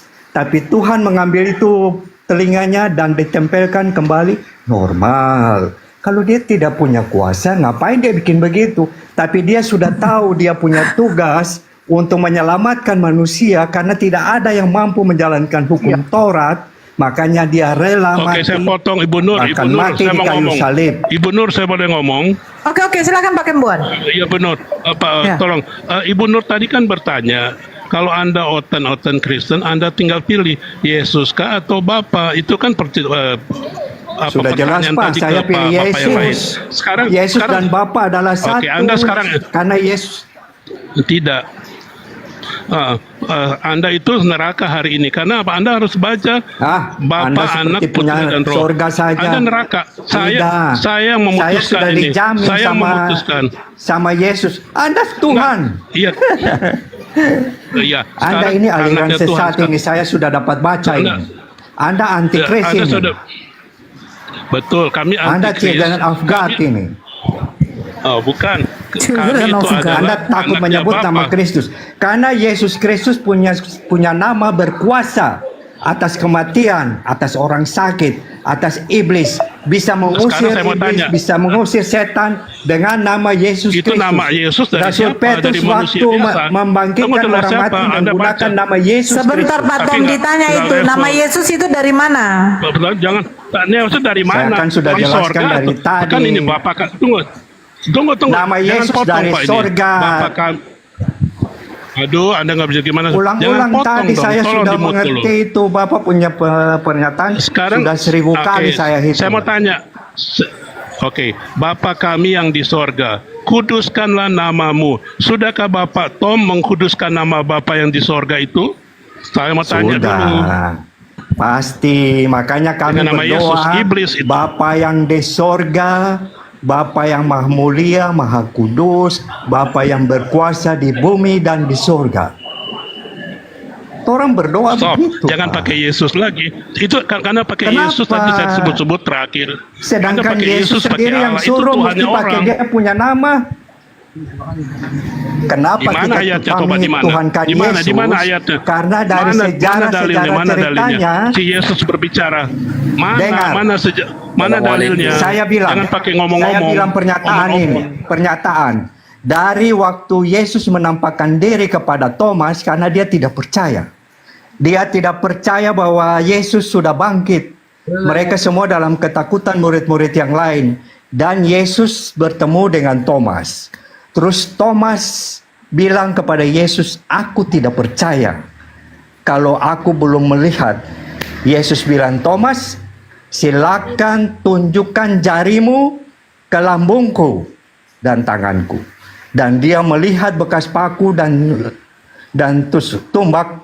Dia langsung tersungkur dan berkata, ya Allahku, Bapakku, aku orang berdosa. Dia mengatakan itu, Yesus tidak pernah, jangan begitu, saya bukan Tuhan, saya bukan Allah. Kenapa kamu bilang begitu? Saya bukan Bapa. Kenapa Yesus tidak tanggapi begitu? Tapi Yesus terima itu pernyataan. Dan Yesus berkata, berbahagialah orang yang tidak melihat, namun percaya. Itulah orang-orang Kristen yang percaya Yesus Kristus. Dari pernyataan-pernyataan Yesus, dari perbuatan-perbuatan Yesus, dari janji-janji Yesus tentang surga. Kalau bukan Tuhan, tidak ada yang bisa menjanjikan surga. Bukan Bapa Kembuan yang menentukan surga dan neraka. Tidak sama sekali. Sekarang Anda kan udah menolak Bapa. Anda bilang Anda Yesus. Saya tidak menolak, Anda tidak mengerti tadi. Saya percaya Tritunggal. Tritunggal itu dalam bukan hitungan. Nggak ada Yesus, nggak ada Yesus, nggak ada Yesus. Anda jangan Anak bohongin itu umat Yesus. Kristen di bawah. Nggak ada Bapa, Anak dan Roh. Yesus Anak sering itu saya. berkata Bapa dan Anak. Anak itu Nah, siapa? sekarang Anak siapa? Anak Bapa Anda Kembuan. tidak 100% Kristen kan? Tunggu, dengar, jangan potong-potong. Anda kan bukan 100% Kristen. Anda kan pakai Bapa, pakai Yesus, pakai Allah kan? Nah, itu kan Tuhan-Tuhan yang berbeda. Bagaimana Roh Kudus? Tadi Anda sebut-sebut tadi saya dengan, oh itu kan Allah. Oh itu lalu Allah Anda kan Yesus, istilah, lalu karena Bapa. Jadi Alkitab Anda kita sudah dari lama iya, pakai Allah. Lalu itu Anda cuma bilang istilah. Itu bukan Tuhan, itu kok istilah itu kan nama pribadi harus paham. Istilah dari Maha Kuasa. Susah mau, enggak kok. Jadi Anda saat ini udah di neraka, oke? Karena yang kami yang menghukum Anda. Terima kasih. Kembuan, izin Pak Terserah. Kembuan, izin. Kosong, Bang saya Tom, tidak percaya Anda. Izin. Anda antikris. Izin saya masuk sedikit. Pak Tom, Ya, Pak silakan. Tom, izin. Ya, Pak silakan, Tom, Ibu izin Uni. ya. Tadi Uni Pak Rifa. Tom bilang Allah itu Silakan. adalah istilah gelar ya. Ya, Coba tunjukkan datanya Pak Tom. Coba tunjukkan. Karena kalau saya bisa tunjukkan data kalau Allah itu adalah proper name. itu untuk agama Muslim. Agama Kristen memanggil Allah karena mengikuti terjemahan dari Lembaga Alkitab Indonesia. Ya, dasarnya apa? Dasar Tapi Allah penerjemahannya itu apa, Pak? menurut agama Kristen tidak punya nama. Tidak ada nama, cuman Yahweh itu artinya aku adalah aku, bukan nama. Bapa itu Coba, tidak punya Pak, nama. Pak Tom. Dan dia menyatakan Pak, semua namanya penjelasan itu Bapak itu melalui bawa data. Yesus. Pak Tom, coba dengarkan Itu. saya, Bapak pahamkan pertanyaan saya. Tunjukkan datanya mana Bukan penjelasan. saja data Bu Uni Rifa. Bukan cuman perlu data.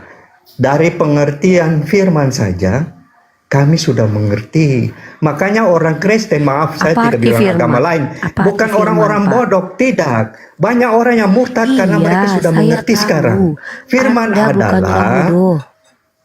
dengar, firman adalah segala perkataan atau nubuatan-nubuatan dari para nabi maupun firman dari Allah langsung. Ini saya sering ucap Allah karena kita sudah terlanjur pakai sudah lama sampai sekarang belum hapus. Nah, Tolong ya Pak. sampai Siapa yang bilang kepada Bapak? Astagfirullah. Sebentar, saya kan mau jelaskan. Iya. Saya Penjelasan bilang saya Bapak pakai itu, Allah, maaf karena Bapak sudah tahu dari kebiasaan. mana? Literasinya Bagaimana? mana? Apa? Datanya Pak. Data apa ini? Penjelasan Bapak itu tahu dari mana Bapak? Iya, cuma omon-omon Loh, masa aja, kan jangan saya omon-omon. mengerti firman. Saya mengerti itu firman, bagaimana bahasa Indonesia, bagaimana saya tidak mengerti. Ini bukan bahasa Arab, terus orang tidak mengerti asal hafal. Ini bahasa Indonesia jelas-jelas sekali. Ibu Risa juga Izinkan boleh saya membaca. bicara dulu Pak. Pak, saya izinkan bicara. Kalau mau dulu, data Bapak. banyak. Tapi saya bukan Ya. ahli Alkitab. Ya Allah. Saya juga jarang Pak. baca Alkitab. Ya udah, tapi kalau gitu saya saya juga aja. mengerti itu Tom, isi Alkitab. permalukan Bapak Anda. Tidak. Saya tahu Anda antikris Pak Kembuan. Bapak, Saya yakin Kristus itu 100%. siapa? Antikristus itu siapa? Coba jawab. Sudah, itu cukup agama Kristen yang tahu. Saya minta data penjelasan Bapak. Bapak tahu dari mana informasi yang Bapak jelaskan kepada kami itu tahu dari mana? Dalam kitab Amsal Yang menyangkut apa 1:3. ini? Yang Bapak jelaskan tadi kalau Allah itu LAI mengatakan itu adalah gelar bla bla bla bla semua yang Bapak jelaskan itu. sudah kan? Siapa yang Sudah bilang jelas kan? sama Bapak? Siapa yang bilang? Itu begini. Bagaimana begini? Itu lembaga Alkitab kan saya Coba, Bapak. katakan tadi yang menulis itu nama. Kalau dia Siapa yang kalau ngajarin Bapak begitu? Datanya mana? Ya Allah. Coba Ibu punya data apa? Coba bicara. Oke, Coba saya kasih tunjukkan data. data. Saya tunjukkan Ya. data sama Bapak ya. Iya. Tapi kalau saya tanggapi diam ya.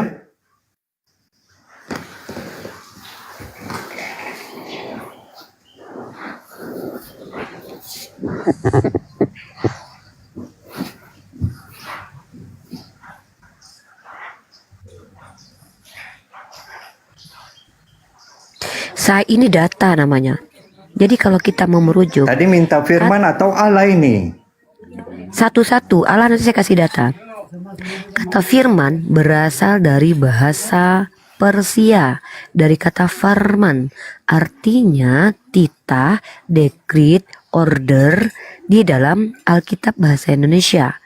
Nah, Bapak tadi menjelaskan firman itu dasarnya apa? Penjelasan siapa yang Bapak bawakan kepada kami tadi? Saya kan tadi bilang firman dari Tuhan Allah. Sama ada tertulis itu kan melalui nabi-nabinya, melalui rasul-rasulnya. Yang paling banyak itu Rasul Yohanes karena dia yang sangat dikasihi oleh Yesus Kristus. Paulus juga mendapat firman karena Paulus dipanggil langsung oleh Yesus. Tahu itu? Jangan bilang kami juga cuma ikut-ikut Paulus. Nonsen itu. Karena Paulus dipanggil karena dia berusaha untuk membinasakan umat Kristen mula-mula, makanya Yesus menangkap dia. Bapak Kamu jangan karena mau kepanjangan, membinasakan. Pak. Bapak Loh, supaya kepanjangan, tapi jelas. hubungannya nggak pakai Nanti data sepotong-sepot. loh. Itu yang saya bilang itu firman. Firman yang disampaikan itu bukan asal Paulus ngerocos. Firman-firman itu disampaikan saya dari tanggapi Yesus dulu itu. langsung, Saya tanggapi dulu dari itu. para nabi-nabi, dari para rasul-rasul, dan Bapak buka dicatat. 1 Korintus pasal 7 12. Baca, Pak. Silakan Ibu buka. baca aja, baca. Saya percaya. Ibu baca, saya Sebentar, ingat. Iya. Saya Iya, tahu. sebentar. Saya bukakan dalilnya ya. Iya.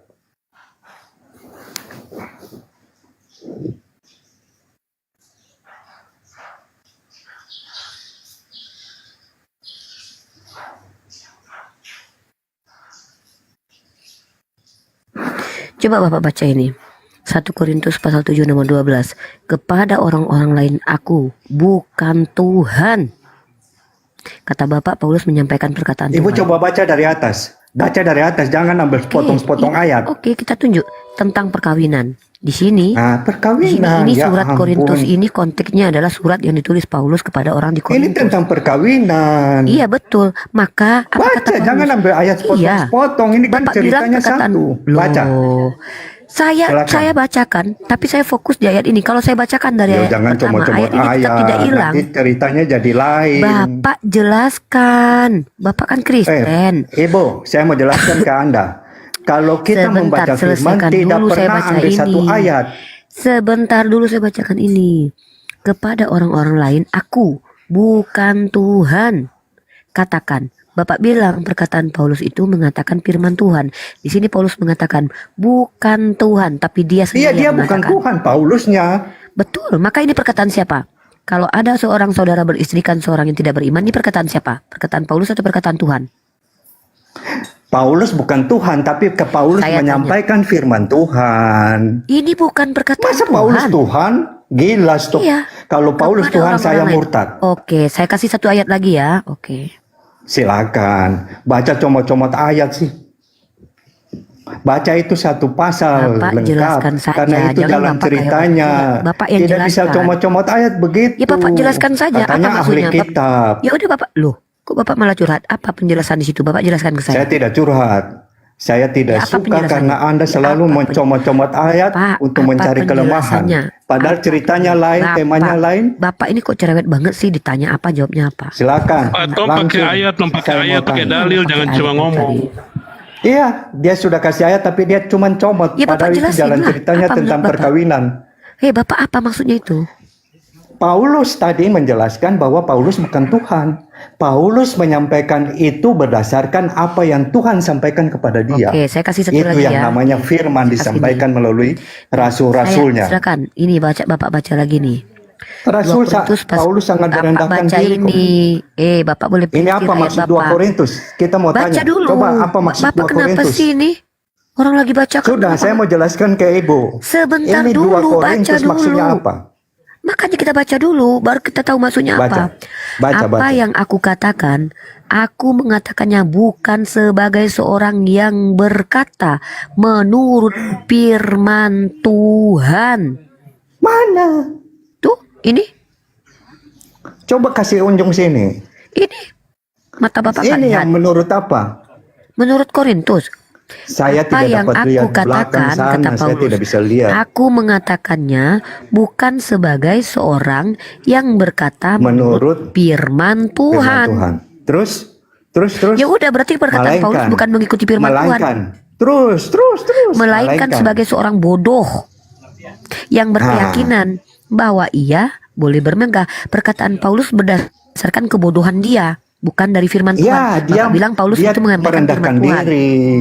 Ya udah, Dia Bapak bilang merendahkan apa? diri. Bapak Itu dia mau dibantah kita menyatakan apa? kepada dengar, dia mau menyatakan kepada orang-orang yang mendengar ceritanya, atau ini rasul tulisan dia kirim surat kepada jemaat Kristen mula-mula di Korintus sana. Dia menulis Suratnya surat itu firman kepada Tuhan, mereka. bukan? Dia sampaikan berita ini bukan menurut firman Tuhan, menurut dia, menurut pendapat dia. Berarti perkataan Paulus itu Ada yang menurut Tuhan atau firman bukan? Tuhan. Begini Bo, jangan cuman sepotong itu. Ibu tidak tahu ada surat Paulus Ya ada berapa jelaskan lah, banyak. mau sepotong kayak setengah potong kayak jelasin aja. Bapak Nanti kenapa saya mau curhat jelaskan gitu? tadi. Waktu Paulus ditangkap, sekarang saya mau jelaskan. Ditangkap sama Yesus, matanya dibutakan. Ananias disuruh oleh Yesus datang ketemu Saulus. Kasih dia punya mata terbuka. Ananias bilang apa? Saya tidak mau dengar. Saya tidak mau. Dia orang jahat. Dia yang membunuh orang-orang Kristen. Dia berusaha membinasakan umatmu. Yesus bilang harus pergi. Alhamdulillah. Harus pergi ketemu Paulus. Paulus mata ada buta ini. Terus Alhamdulillah. Alhamdulillah. Masih bersih lagi? Pak. Saya Jelaskan turun ya, Pak. saya turun ya. Ada saya turun dulu ya. Sebentar, saya lagi cerita. Terus dia datang. Tapi Paulus sudah tahu. Saya suara bertanya, dari Tuhan pakai data sudah saya bilang ke kasih, dia. Bapak ngomong nggak pakai Itu kan data. saya mau jelaskan kenapa sampai ada surat-surat itu toh. Makanya ada suara juga berkata Sejak kapan kepada saya Paulus, bertanya Saulus, kenapa sebentar harus lagi ada surat-surat? Ananias akan datang. Saya bertanya, curang Bapak ini, bilang tidak mau dengar kitab Bapak itu firman, berdasarkan lari firman lagi. Tuhan. Pak, Berdasarkan Bapak firman bilang Tuhan. kitab Anda Bapak tadi itu comot berdasarkan ayat. firman Tuhan. Saya Ya. kasih pernyataan Paulus kalau dia bicara bukan berdasarkan firman Itu Tuhan. hal-hal tertentu kamu tidak baca secara lengkap, kamu jahat. Ya udah Bapak bantah Tadi kalau saya itu sudah adalah bantah firman itu. Tuhan. Saya sudah bantah Saya tadi. tunjukkan datanya. Kalau di situ Ya, Paulus itu berkata kan pada bahwa saat apa yang tertentu dia katakan tidak dia mau berdasarkan menyatakan firman isi Tuhan. hatinya. Dia kan Pertanyaan manusia saya, juga. apakah perkataan Paulus itu firman Tuhan atau bukan? Jawab. Ada yang dia sampaikan sebagai firman, ada yang dia sampaikan kepada pendapat pribadi. Ada juga Ya begitu udah kok. berarti Sering gugur menyampaikan pernyataan Bapak Al-Quran. bahwa semua Kan? perkataan Paulus itu Tidak mengikuti bisa. firman Tuhan. Tidak bisa. Bukan. Saya bilang salah satunya di Paulus yang disampaikan itu Bapak yang firman bilang Tuhan. kalau Karena Bapak Yesus yang mengatakan memilih. bahwa semua perkataan Paulus itu mengikuti firman Tuhan. Ampun. Ini putar balik lagi ini. Saya tidak pernah berkata Kok begitu. putar balik saya tanya? Perkataan Paulus itu semua firman Tuhan atau tidak? Semua surat-surat Paulus itu Memang perkataan iblis Tuhan atau beludak. tidak? Pak, saya tanya, yo, Suka memutar kalau udah mulai balikan kalah nyerang fakta. pribadi, ular beludak. Bapak Saya ini loh tidak kalau kalah. diskusi. Tapi Anda yang menyatakan buktinya, itu. ya udah, jawab pertanyaan Memang saya. Paulus sabar. Paulus manusia atau tidak? Kalau Yesus yang Dia berkata manusia. itu saya Yesus tidak manusia bantah. bukan? Ini Yesus manusia bukan? Yesus manusia. Ya Yesus sudah. Allah juga. Apa bedanya sama Paulus? Nah, kalau Paulus 100% manusia tidak ada Allahnya. Cuma dia Iya. dipanggil Di dalam diri Paulus memberitakan ada roh kabar Allah. keselamatan. Di Dan dalam dia diri ada Paulus ada roh Allah. tulis surat-surat tergantung pada saat apa roh mau Bapak, datang ke jangan dia. lari kemana-mana. Karena roh, Saya cuma dengar, bertanya sama roh Bapak. Allah itu tergantung Pak, situasi. Bapak dari tadi Karena pada bicara, saat- nggak pakai data, nggak berhenti-berhenti, nggak mau mendengarkan. Kau ini Dari saya tadi, kan bilang kalau kan kamu bilang ada roh Allah, kita jawab. ya Saya udah, jawab. fokus Ya di ada. pertanyaan saya. Saya Tergantung. tanya sekali lagi ya. Saya tanya sekali lagi. Semua perkataan Paulus itu firman Tuhan atau bukan? Tidak semua. Ya sudah, jadi batal Bapak yang bilang tadi bahwa Apa yang semua batal? perkataan Loh, Bapak yang yang bilang tadi firman Tuhan itu apa? Kenapa saya kasih Tidak data semua, itu? kan Karena ada Bapak yang- mengklaim ada bahwa pendapat perkataan Paulus adalah firman pribadinya. Tuhan. Kosong kamu. Kami mengikuti firman yang Tuhan berikan. Firman Kalau yang di mana? Paulus, karena itu Firman Tuhan yang mana? suruh. Firman yang mana? Firman yang mana? Banyak. Di mana Tuhan Terjelas berfirman tadi menyembah karena Yesus masuk menjadi Tuhan selamat? berfirman supaya untuk Firman menyampaikan Tuhan yang kabar mana yang Bapak keselamatan. ikuti? Tunjukkan firman yang mengatakan menyembah Yesus itu menjadi keselamatan bagi kalian. Firman mana itu? Coba. Dengar, Yesus sendiri sudah berkata, Aku berkuasa di bumi dan di surga. Yesus Oke, yang berkata. dia berkuasa di Masa bumi dan di ikut surga. Dia nabi-nabi diberi lain? kuasa. Dia diberi kuasa di bumi dan di surga. Pertanyaan saya, di mana dia berkuasa di bumi? Di belahan mana dia berkuasa? Nanti pada saat penghakiman. Ya, berarti Sampai saat cita-cita, ini pun dia angan-angan. berkuasa. Bapak bicara cita-cita. Namanya pun berkuasa. Berarti dengar. berarti yang Bapak Namanya pun ceritakan ini berkuasa. hanyalah angan-angan, Anda- cita-cita. Ada iblis di Pak, itu Bapak ada bicara setan, ada cita-cita, Pak. Jangan Iya, bicara cita-cita, Pak. Itu sesuatu yang belum dengar. terjadi. Kapan? Penyembuhan. Saya tanya. Di bumi belahan mana Kebangkitan Yesus orang pernah mati berkuasa? Masih pakai nama Yesus. Saya tanya, di Sampai bumi sekarang dia belahan berkuasa. mana Dia bisa Tuhan Bapak mengambil pernah jiwa berkuasa? Anda sekarang juga. Kalau dia Suruh mau, sekarang. Suruh cabut nyawa saya. Bisa nggak dia cabut nyawa saya sekarang? dia kasih kesempatan supaya Anda bertobat. Bapak yang Tuhan atau Yesus ini? Kok Bapak sok tahu ini? Kapan Bapak tahu? Yesus. Kapan dia bilang dia masih kasih kesempatan kepada saya? Maha kasih kan? Ya maha kasih, tunjukkan kepada Dia- saya kalau dia Yesus itu tidak maha kasih. mau Coba orang-orang sekarang saya minta uang. Itu Coba dia sudah suruh Tuhan bilang. Bapak kasih. Kalau janji-janji caleg gitu Pak saya juga bisa janji Pak. Yesus sudah bilang Suara Bapak hilang. muncul. Suara Bapak hilang Pak. Bapak bicara dari tadi tidak memberikan data. Orang bicara tidak Yesus kan didengarkan. sudah Gini loh, kita itu diskusi dua arah. Ada tanggapan, ada premis, palsu ada seperti Anda. tanggapan dari premis tersebut. Dari tadi bicara nggak bawa data, asumsi pribadi. Tapi saya Bapak, kuasai. apa yang Bapak bukan kuasai? orang penghafal. Oke, kalau gitu Bapak menguasai apa? Saya kuasai itu. Oke, kalau memang Bapak menguasai Bible, saya tanya sama Bapak. Ya, Saya apa tidak hafal maksud ayat-ayat. dari saya nggak nanya ke Bapak hafal Ah, ayat silakan. berapa. Saya tanya, apa silakan. arti dari anak Allah kepada Yesus? Coba tunjukin. Anak Allah itu pengertiannya begini. Begini, Karena begitu sekali-sekali, jangan pada begini saat- terus. Bagaimana saya mau jelaskan bagaimana ini banyak Ya tanggapan. udah Bapak jelasin, dalam Bible tertulisnya anak Allah Mau jelaskan adalah banyak ngerocos. Bapak dari tadi nyerocos saya biarin. Iya. Begini orang Gitu. itu mempermudah pengertian karena waktu bilang anak orang langsung jadi ribut pada saat Yesus mengajar di bait suci. Semua mulai ribut. Dia bilang dia anak Allah, ini dia berdosa sekali, dia sudah salah ini. Dia mau beri pengertian bahwa Bapa itu sayang kepada anak-anak termasuk seluruh manusia pada zaman itu. Jadi anak Allah adalah Ya dasarnya iblis, jadi mereka semua menantang, semua tolak. Jangan jadi anak Allah sama dengan murid-murid Yesus saja takut, khawatir karena waktu Yesus ditangkap. Jadi anak Allah Saya sudah adalah jelaskan. Allah. Anak Allah sama dengan Allah. Allah. Maka yang disebut anak Allah dia adalah Allah, betul? Iya. Betul? Oke, saya kasih Bapak data ya. Dulu, yakin ke tidak Bapak? Tanya dulu yakin ke tidak? Yakin tak? Bapak pegang kata-kata Bapak. Kalau anak Allah sama dengan Allah. Yakin. Dikunci dulu, dikunci. Kunci ya. Dikunci betul ya. Mantap. Oke. Jadi kita akan bukakan data teman-teman ya. Mantap ini. Silakan. Tunjukkan tulisannya ya. Maaf ya, saya lagi ada di Taman Eden ya. Oke, saya berada di Taman Eden. Nanti saya tunjukkan kepada kalian semua. Kejadian pasal 6 ayat 2. Maka anak-anak Allah melihat bahwa anak-anak perempuan manusia itu cantik-cantik, lalu mereka mengambil istri dari antara perempuan-perempuan. Berarti Bapak punya Allah banyak, karena anak-anak Allah itu banyak dan beristri. Bapak memiliki Tuhan yang banyak. Tuh. Nah ini. Nah Kamu ini. comot-comot ayat. Nah itu Kamu comot-comot tidak baca ayat semua katanya. dari atas.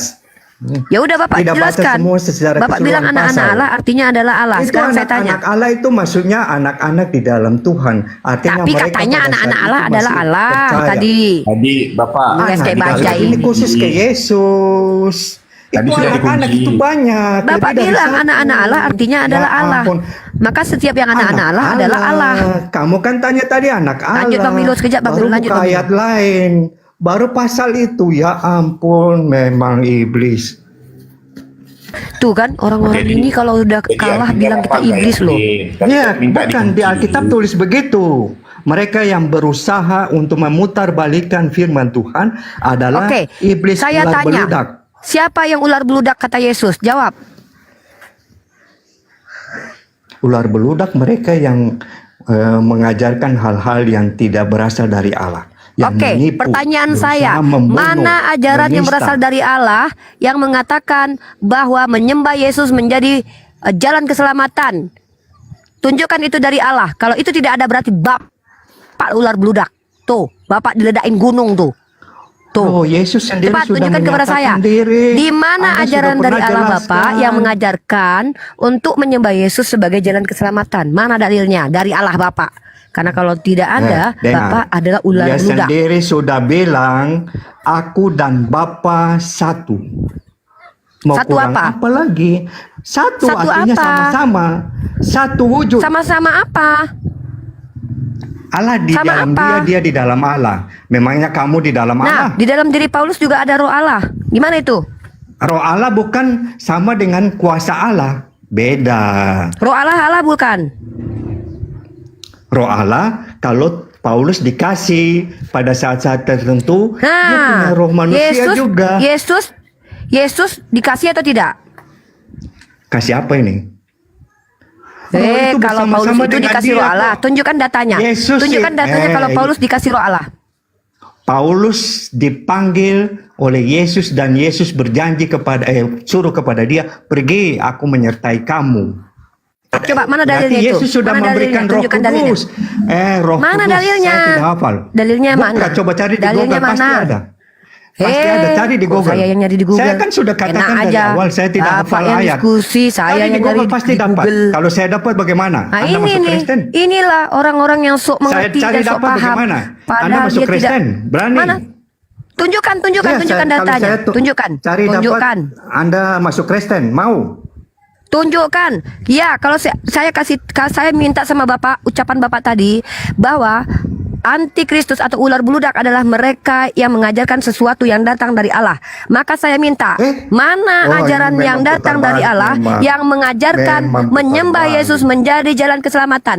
Tunjukkan kepada saya mana dalilnya dari Allah. Kalau Yesus tidak ada, sudah maka fake menyatakan Bapak diri. ular beludak menurut Bapak sendiri. Yesus sudah menyatakan diri yang berasal dari ular beludak. Setan itu berasal dari setan, bukan dari Allah. Tunjukkan dari dalilnya Yang ular melakukan- beludak itu seperti yang Bapak sampaikan. Yesus kan sudah bilang. Saya akan tunjukkan data. Saya akan mana dalilnya, Yesus mana kan dalilnya. sudah bilang bahwa Mana Yesus bilang, dalilnya? "Akulah jalan Mana kebenaran dalilnya? dan hidup." Baca Yohanes. Ya mana Baca perkataan Yohanes. Yesus itu? Mana. Dia bilang, Apa kaitannya "Aku sama jalan ular beludak? kebenaran dan Kok akulah hidup." jalan Tidak kebenaran tahu dan itu. hidup. Saya Oh, mana dalil kalau ular beludak itu adalah orang yang Ular tidak mengajarkan beludak sesuatu itu yang datang tentang dari Allah. domba-domba sesat.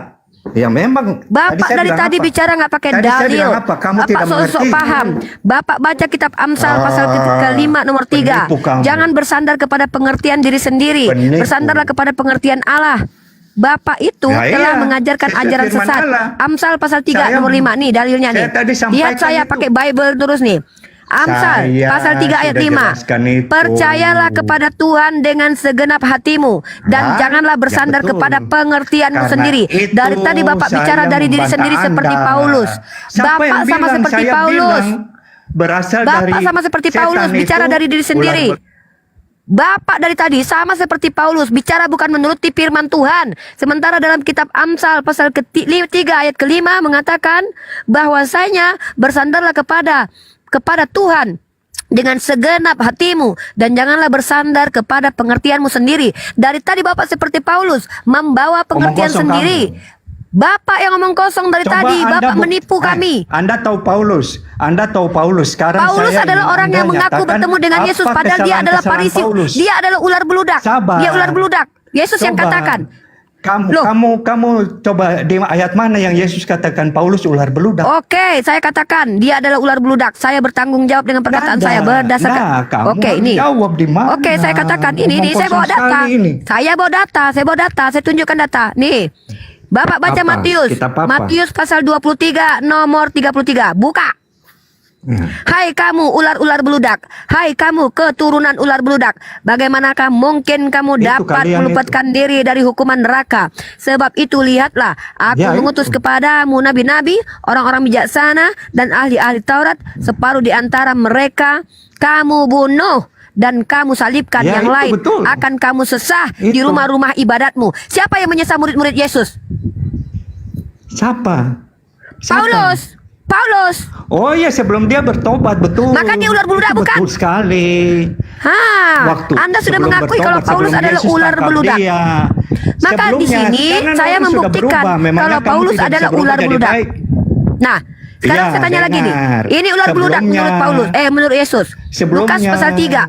Baca Lukas pasal 3. Saya sudah mengerti. Ini, lalu ia berkata kepada orang banyak yang datang kepadanya untuk dibaptis, Saya sudah katanya, paham, saya sudah hai paham. kamu keturunan ular beludak, siapakah yang mengatakan kepada kamu supaya melarikan diri dari murka yang akan datang? Inilah Paulus. sudah Paulus paham adalah ular itu. beludak karena dia Farisi munafik. Kata Yesus, hati-hati dengan ragi Farisi. Oh iya, sebelumnya dia bukan ular beludak, maka saya akan tunjukkan. Dia sudah dipilih. Sebelumnya dia ular beludak. Dia membunuh Ya, orang-orang oke, Kristen. oke. Dia berusaha memusnahkan. Terus Jadi tadi dapat kan mengerti saya ya, sudah jelaskan. Paulus Yesus itu tangkap. asalnya ular beludak. Iya betul, dari awal. Tapi setelah itu dia ditangkap, dia dijadikan rasul. Bohong. Karena Justru Tuhan ketika dia memilih menjadi rasul, Bohong dia apa? Coba berdusta. baca. Nih, saya kasih data lagi.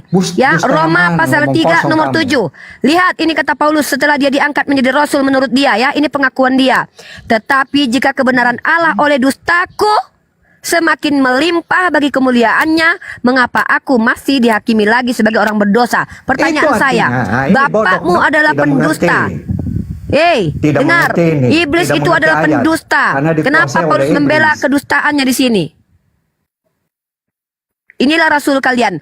Yesus sudah peringatkan, hati-hati dengan Farisi yang adalah ular beludak. Hati-hati dengan ragi Farisi. Apa ragi Farisi? Artinya kemunafikan orang Farisi. Paulus adalah orang Farisi. Hati-hati dengan serigala berbulu domba. Anda mengatakan Paulus itu bertobat. Itu pengakuan dia. Dia mengaku bertemu dengan Yesus dan dua kesaksian dia berbeda-beda. Oke, saya tanya. Kalau dia, siapa yang mengatakan Paulus bertobat? Saya tanya. Berdusta. Saya tanya, siapa yang mengatakan bahwa Paulus bertobat? Baca siapa? Mana dalilnya? Mana dalilnya? Mana dalilnya? Mana dalilnya? Mana dalilnya? Kalau Yesus dia mana dalilnya? Mana dalilnya? Mana dalilnya? Mana dalilnya? Baca di Alkitab. Mana dalilnya kalau dia bertobat? Tadi putar mana dalilnya? Mana dalilnya? Mana dalilnya? Mana dalilnya? Mana dalilnya? Mana dalilnya? Mana dalilnya? Kosong, penipu. Mana dalil? Mana dalil? Mana dalil? Mana dalilnya bahwa dia adalah orang yang bertobat, bukan baluap? Neraka kau. Kok malah nuduh-nuduh saya masuk neraka? Saya lagi di Taman Eden kok saya dituduh masuk neraka. Enak aja. Saya lagi di Taman Eden nih. Mana? Indah, saya lagi di Taman Eden di surga saya. Saya berada di penggalan surga Sumatera Barat, guys. Saya ini berada di surga sekarang Taman Eden. Jawab. Mana dalil? Mana dalil? Mana dalil kalau Paulus itu bertobat? Tunjukkan datanya kepada saya sekarang juga saudara-saudara. Masuk ke Damsik. Tunjukkan kepada saya mana dalilnya kalau Paulus itu bertobat. Saya tidak buka. Saya lagi diskusi dengan Anda sini. Saya tidak. Kalau Bapak tidak bisa menunjukkan dalil, maka Bapak telah menyalahi aturan Amsal pasal kelima ayat 3. Janganlah kau bersandar kepada pengertianmu sendiri, karena kau harus bersandar kepada Tuhan. Dari tadi Anda tidak membawa firman Tuhan, Anda malah mengikuti perkataan Paulus yang bukanlah firman Tuhan, saudara-saudara. Saya bicarakan. Omong kosong kamu. Kamu sudah bicarakan Bapak yang kosong. Saya ada isinya. Kosong. Saya habis makan rendang tadi. Bapak yang kosong. Bapak yang ngomong kosong, nggak bawa data. Mana datanya? Mana datanya? Mana dalilnya yang mengatakan bahwa Paulus bertobat? Nanti saya siapkan. Anda mesti ketemu saya nanti. Saya siapkan. Maka Bapak jangan omong kosong di hadapan saya. Saya lagi di Taman Eden nih. Itu data. Bapak yang memutarbalikkan lidah Bapak dari tadi. Bapak memperintil kitab suci Bapak. Saya tanya anak Allah apa? Bapak bilang bahwa anak Allah artinya Allah. Giliran ternyata di kitab Kejadian anak Allah itu banyak dan mereka menikah. Hah? Itu kan yang kebiasaan Allah. Itu anak-anaknya ada. Bapak telah berdosa di hadapan kami umat Islam. Kami tidak percaya begitu saja. Bodoh. Barang siapa yang mengatakan orang lain jahil, maka dia masuk neraka. Bapak masuk neraka, kata Yesus. Kamu berusaha untuk membantah itu kebenaran. Kebenaran apa yang Bapak berikan? Dari tadi Bapak tidak bicara pakai data. Saya membawakan data. Paulus berkata menurut pendapatnya sendiri, bukan mengikuti firman Tuhan. Nih, Bapak saya, Bapak tahu. Oke, kalau begitu, kalau memang Bapak punya iman, berdosa kamu. Bapak punya iman? Bapak punya sebiji sawi iman? Punya. Bapak pindahkan gunung itu. Bapak pindahkan gunung itu sekarang. Itu cuma mesti pakai yang bersih seperti itu. Tunjukkan kepada kami umat Islam, Bapak adalah orang beriman. Barang siapa yang memiliki iman sebiji sawinya, tentulah bisa memindahkan gunung. Pindahkan gunung Merapi itu ke Jawa Tengah sekarang. Omong kosong kamu. Tunjukkan kepada saya kalau Bapak mampu memindahkan gunung itu. Pindahkan gunung itu sekarang juga. Iblis sama dengan waktu Yesus. Nudur saya suruh pindah gunung berani. Berkata kepada Yesus, kalau engkau anak Allah, buang dirimu ke bawah. Oh, berarti Bapak mengaku kalau Bapak merasa kalau Bapak itu anak Allah. Yesus yang berkata, barang siapa yang memiliki iman sebiji sawi mampu memindahkan gunung. Pindahkan gunung itu biar 500 orang ini berubah menjadi Kristen semuanya. Pindahkan sekarang juga.